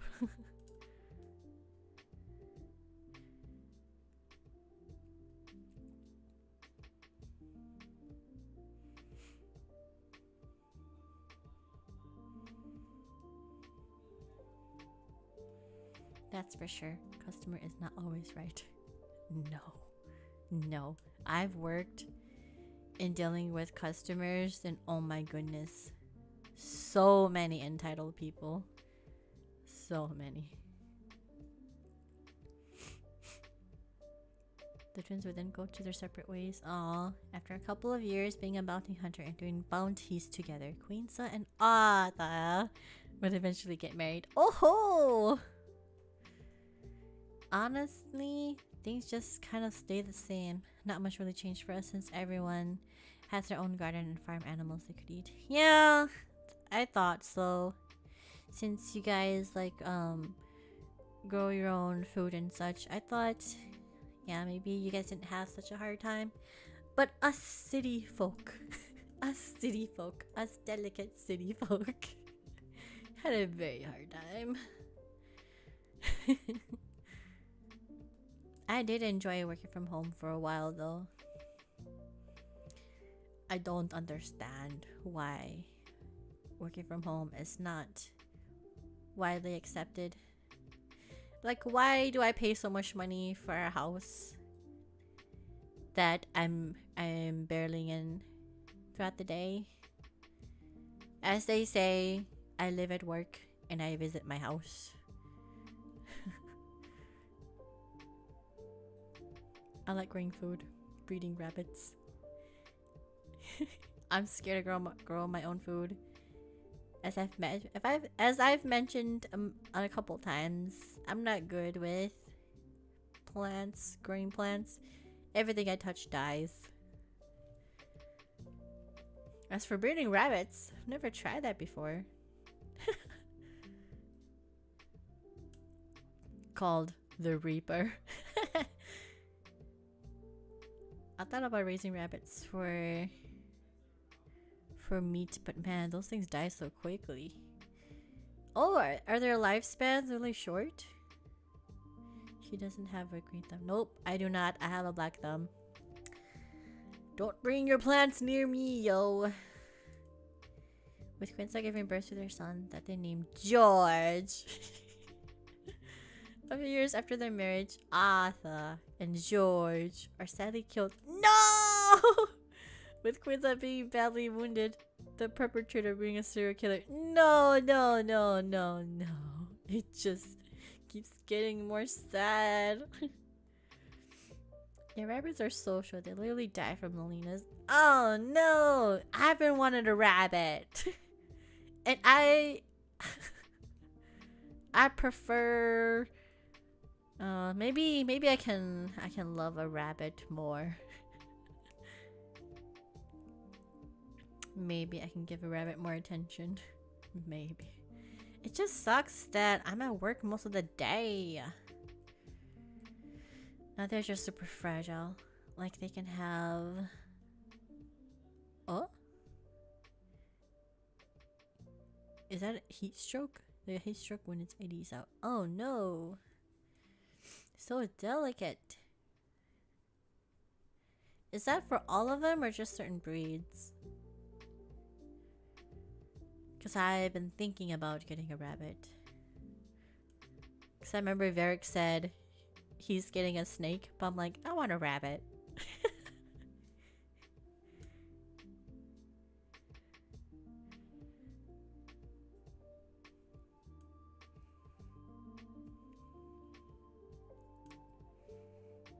Rabbit starvation is a thing human experiences if we try to sustain ourselves off of rabbit meat. Ah, okay.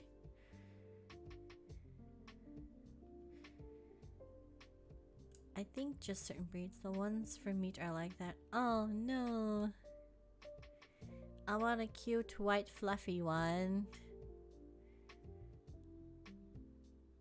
The loss of her family leads to Queensa being stricken with grief and hunting down the Reaper, though gives up after some time. It's become a habit of Queensa since to drink a lot on the day of her wedding, since that day will always give her grief. Ah, sad.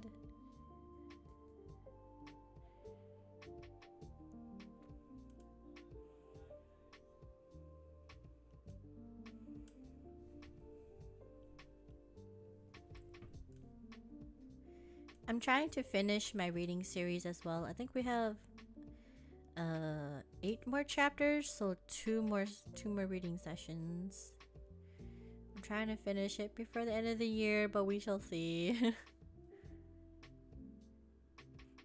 Pet rabbits should be fine, but I'd still be careful around them. Don't want to accidentally hurt them. Yes, I won't let anyone hurt my rabbit.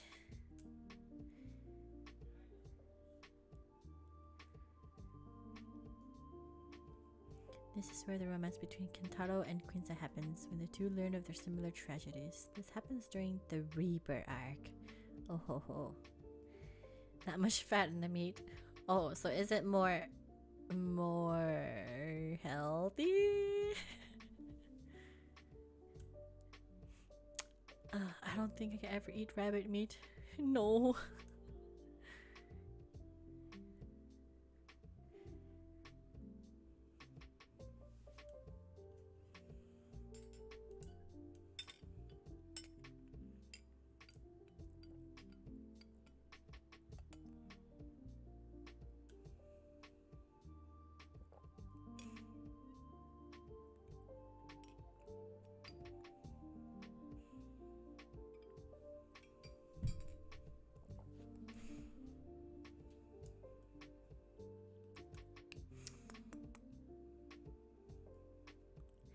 Oh, next week is Thanksgiving.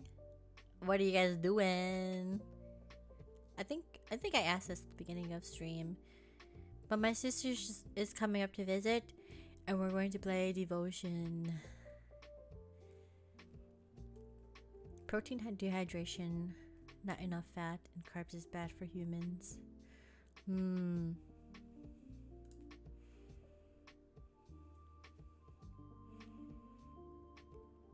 Protein poisoning, not dehydration or... Oh, I was like, dehydration? Like beef jerky? Protein poisoning,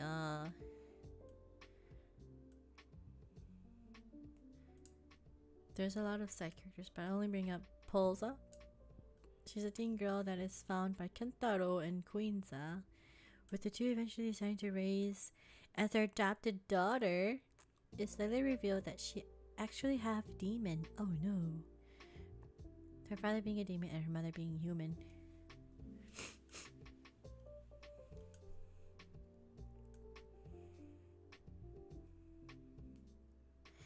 And during Thanksgiving, do you guys bring any anything to share? And if so, what is it usually? Or what it will be this year?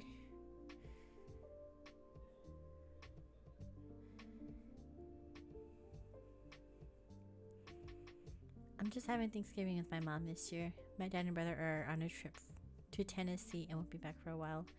Oh, is it like a business trip? Or are they just going to check it out? But it'll be nice, a small quiet Thanksgiving with your mom. Will there be pie? Oh, I think I made apple crumble pie last year. My siblings really liked it and they asked for it again this year. But I have to find the recipe that I used. It was pretty good. Including the arcs I haven't finished. I have 12 arcs in total. Oh, it's not too long of arcs, right? Now I'm hungry. Thanks. Mission accomplished. No hunter trip and scope out some property. You can get a lot of property there relatively cheap. Oh, are you guys moving or just wanting property there? And what are they hunting? Turkey?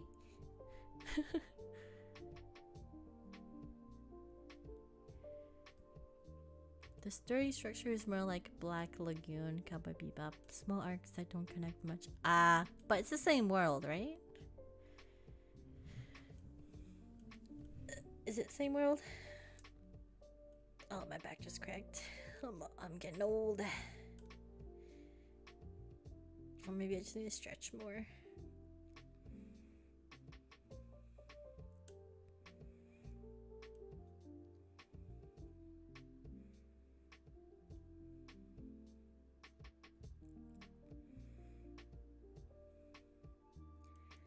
Yeah, it's a case of them ending up in different situations.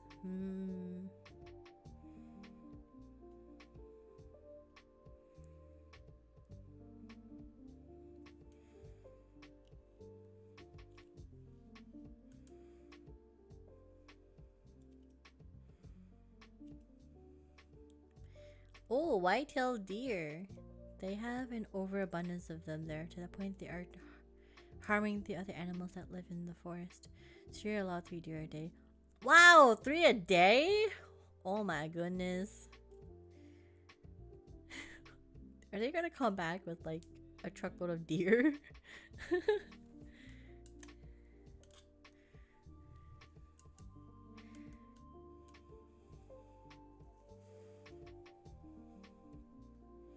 But yeah, we're thinking of moving. It's not 100% yet. Just kind of look around and see what's out there. Are you excited about that or not so much? Deer is really good. I remember my brother bringing me from Montana. I think I tried deer meat before. I'm not sure if it's deer or goat. I just remember it kind of smelly and it was really like chewy, and I'm like, nope. I'll stick with chicken.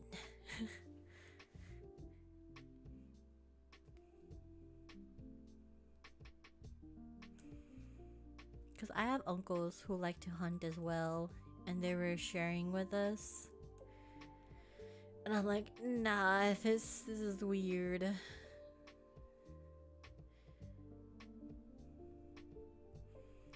Also, I accidentally misspelled Salazim. It's actually...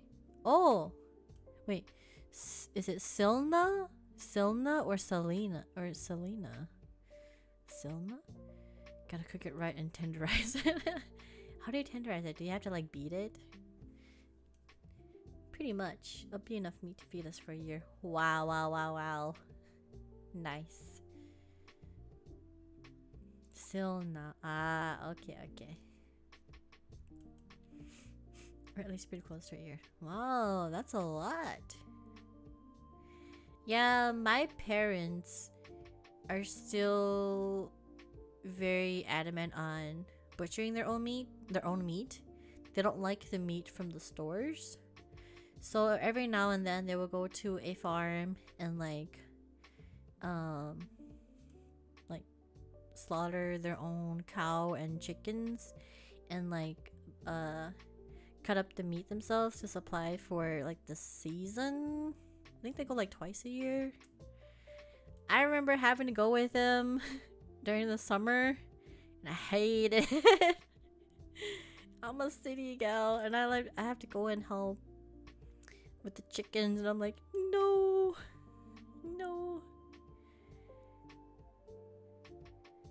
Cause I don't know how you guys do it, but we have to hold like the wings and the feet.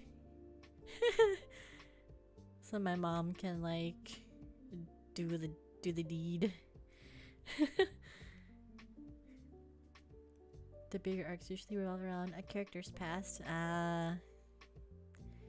Don't look into the goats' faces as you slaughter them. Is that bad? Varric would know. Where is he? For example, there's an arc that revolves around one of the side characters. Lady Rowe, learning of her origins. She has amnesia. Oh!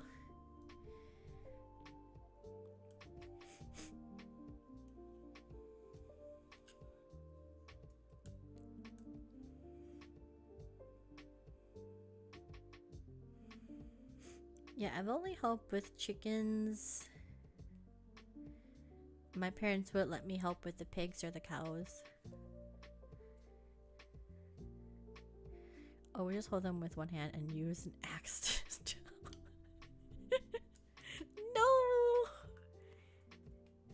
No, for she even picks up the bullet. Ah! No! Oh.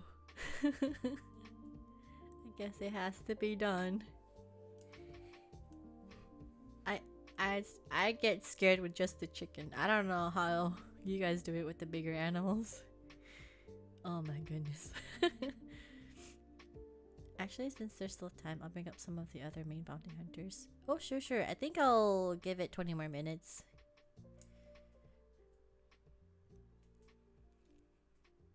Goats got that friendly look that makes me pitying them. Oh! No! Quick and painless. Ah. Hey. But yeah, my parents like to go like twice a year to stock up. I just go to the store. At least it's quick compared to a butcher knife. I suppose so. The other hunters part of Queen's team are Landon, Lindro, and Maverick, along his wolf companion Garmer. Goats are too friendly. We have some,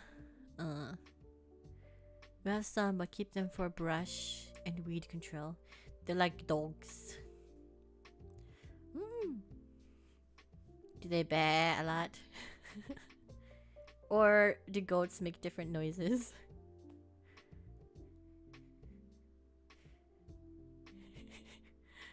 Plus we bolted raised our goats, so they are part of the family. Ah, do you name them too?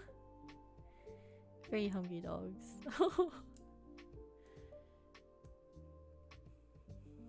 I have an uncle who has a habit of raising chickens.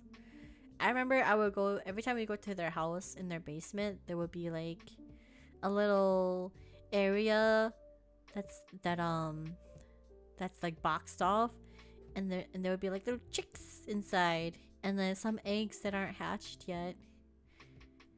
I never knew what he did with them though. I don't know if he raised them to like for supply or what, but every time I go visit, there will be a new batch of hatched chickens or chicks. And he will let us play with them.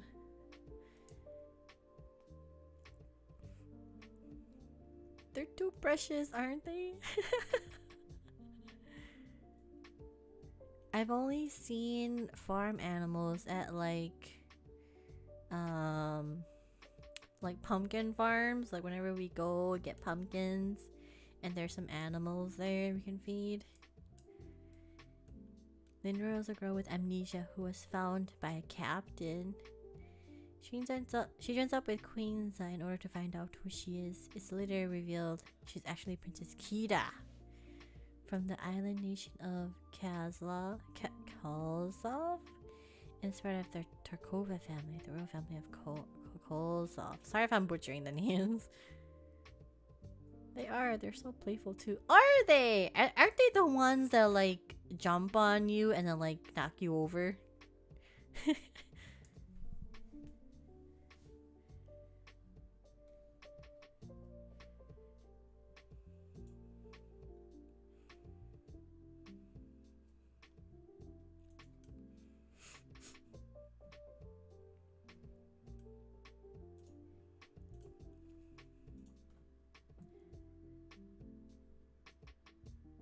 Chickens are feral and horse got that evil eye, so they get no love from me.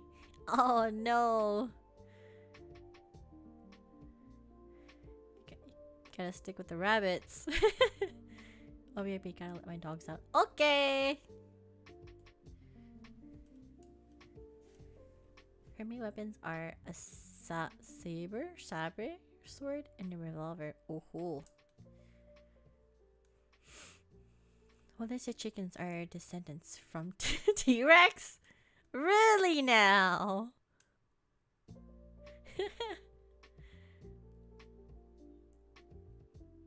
What about turkeys then?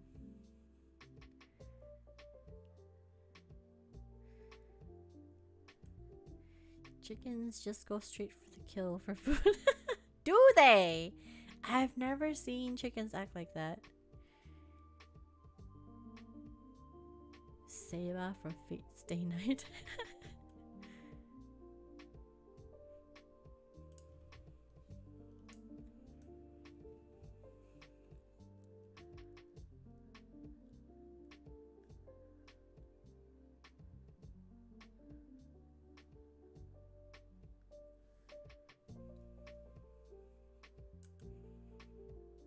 Yay, Kai's back. You got 2 doggies? There's a video where a cat was playing with a mouse until a chicken rushes in and goes Animal Planet on the poor thing.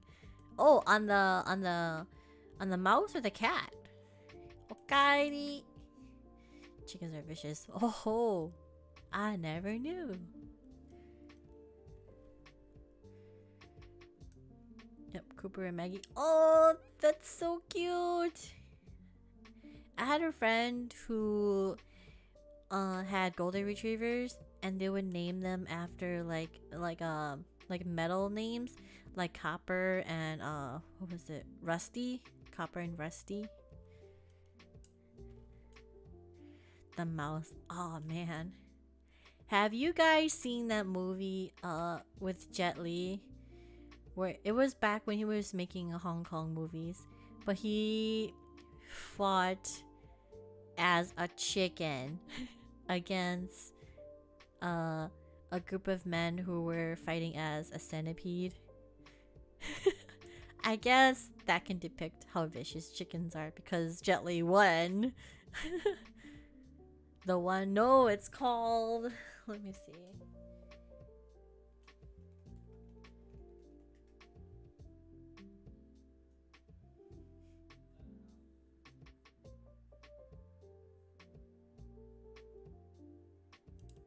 Why are chicken recipes showing up when I search Jet Li chicken?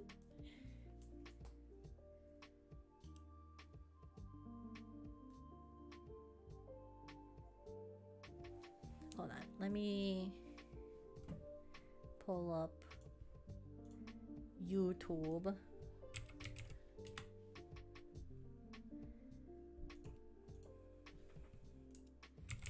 Jet Li chicken.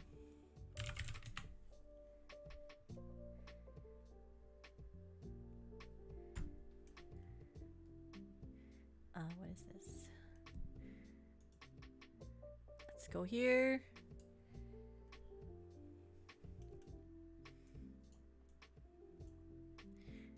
Let me just resize this. Hold on. Oh, not this one. Where? Oh, here it is.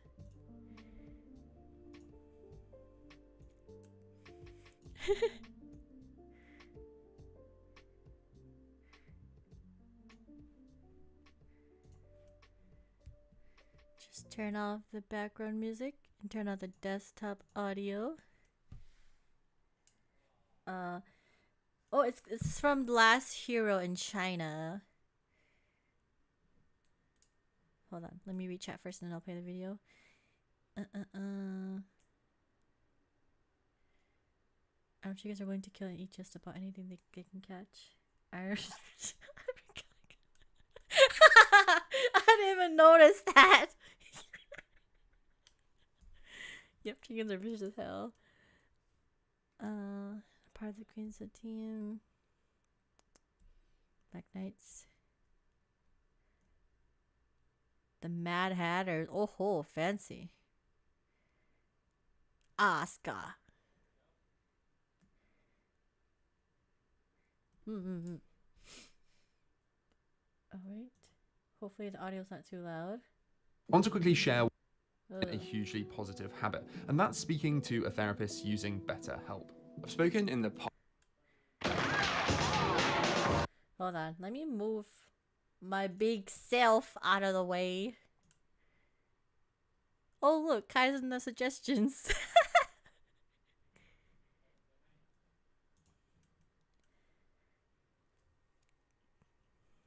Alright, you guys ready for this? Oh, I don't want this. I love this movie growing up.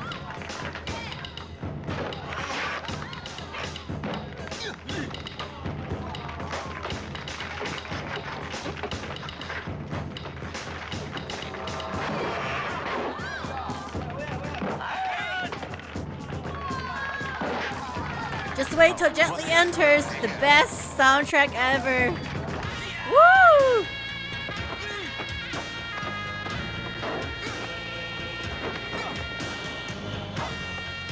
Chicken Gently, yo!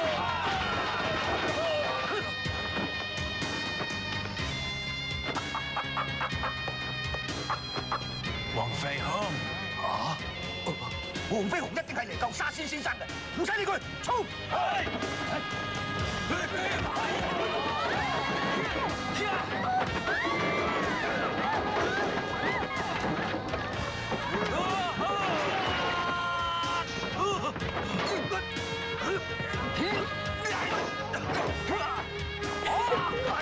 ！The Iron Cup.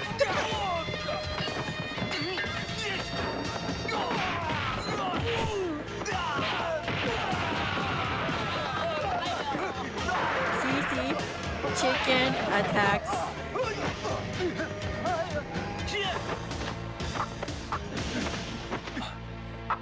Woo. Looks like the Jet Li can't really do action moves anymore. Yeah, he's getting old. See? Look at this vicious chicken. Look at that. Yeah, this is one of my favorite ones too. I just love the song that they play whenever he comes in for this movie.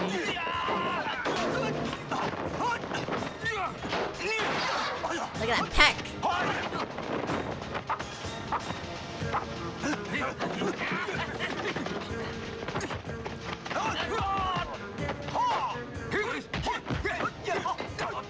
Scratch.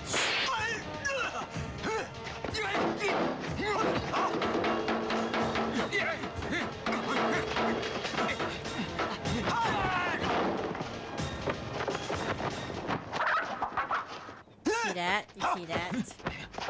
The iron cock.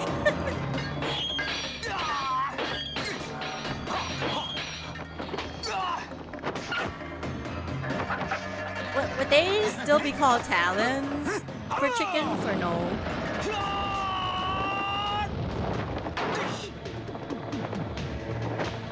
Fearless has always been my favorite Jet Li film. Ah, I grew up with his older films. This is one of the favorites.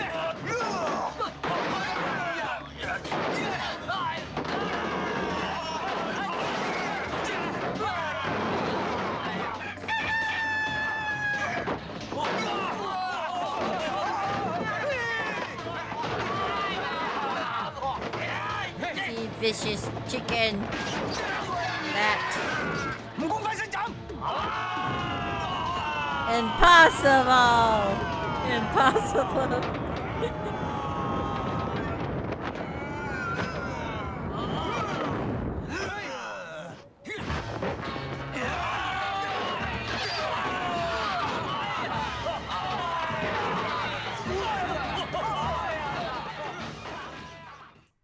But yes, the iron cock. Yes.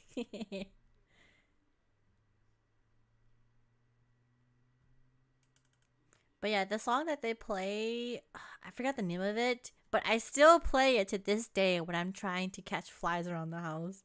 It gives me it gives me good luck. Cause catching flies is no joke.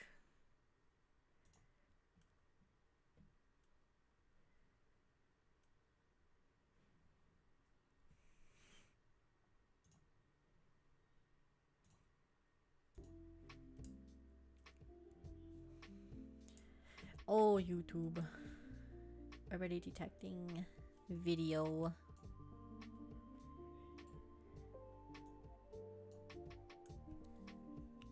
There's a song called Chicken Attack that's pretty funny. Kuro versus Flies. Real, it is a real battle, okay? It's hard to reach sometimes. I play it so I can have motivation to like jump. It's a real test of skill to catch a fly with chopsticks. You're still going? I just got home. Oh, did you want me to leave, Hateris?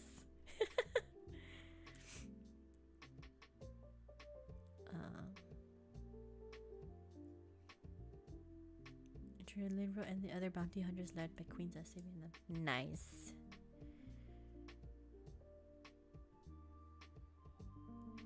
Catching Kuro hidden bills.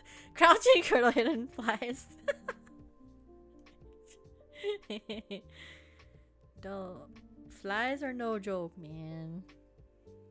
I hear them, but I can't find them. And they're hiding. I swear they're hiding at the top of my cabinets or something. I mean, I'm off for an endurance stream. No, I'm about to go soon though. In like 4 minutes. There is a manga series called Rooster Fighter about a rooster that hunts demons. What? No! Rooster Fighter?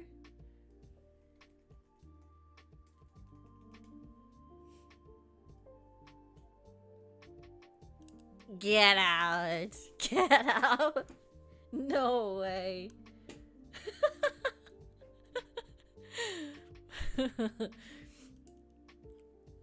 Is it the iron cock though?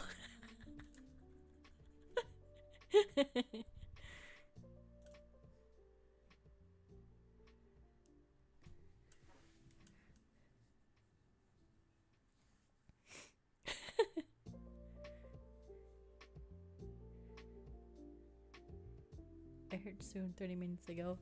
And stuff just keeps coming up and I want to talk about it.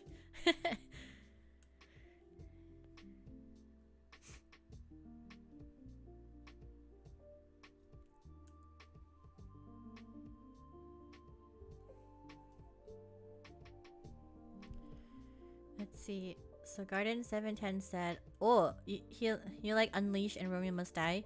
I think I remember seeing those. Romeo Must Die was, I think it was in the 90s. No, was it? I think so. Yeah.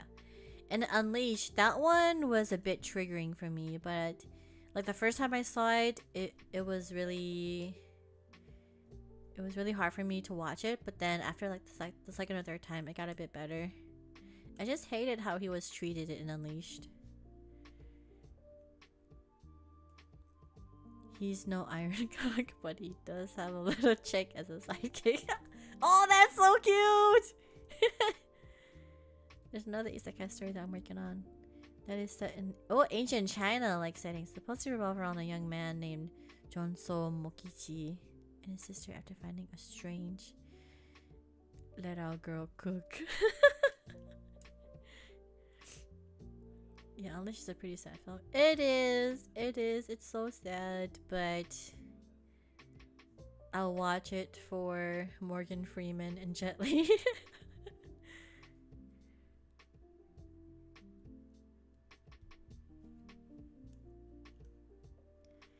Alright, Guardian, yeah, I think you can share that other story next time, because I think I'm gonna head out in like a minute or so.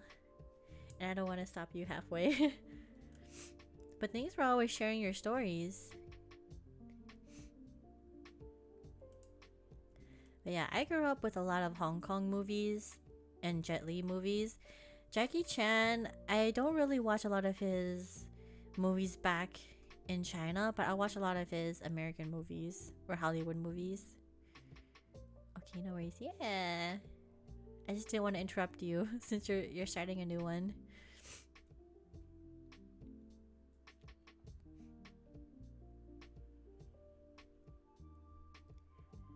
But yeah, I think I will end stream here, everybody. Thank you so much for coming and celebrating with me and like just chatting and hanging out and helping me flesh out my lore. I will work really hard and then hopefully I will deliver. I love Jackie Chan. Rush Hour is my top favorite. Is yes. Did you hear that there might be a Rush Hour 4? Unbelievable.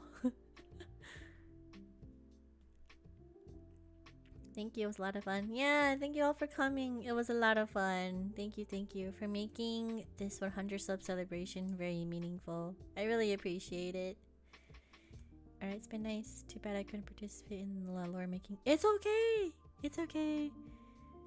I'm just glad you made it and hang out for a bit. Thank you so much. Thanks for the stream, Kuro. Congrats on 100 subs. Have your story. Hope your story turns out as good as well. I can't wait for the Discord to happen. Yeah, I'll work hard. Discord is like a lot. Otskuro! Thanks for the stream. Yeah, have a good night, everybody. Bye bye. I hope you have a good night. Till next time. Oh, we're streaming tomorrow. Collab with my brother Kai and Varric. We're gonna play Scott Pilgrim. Calm. Alright, bye bye.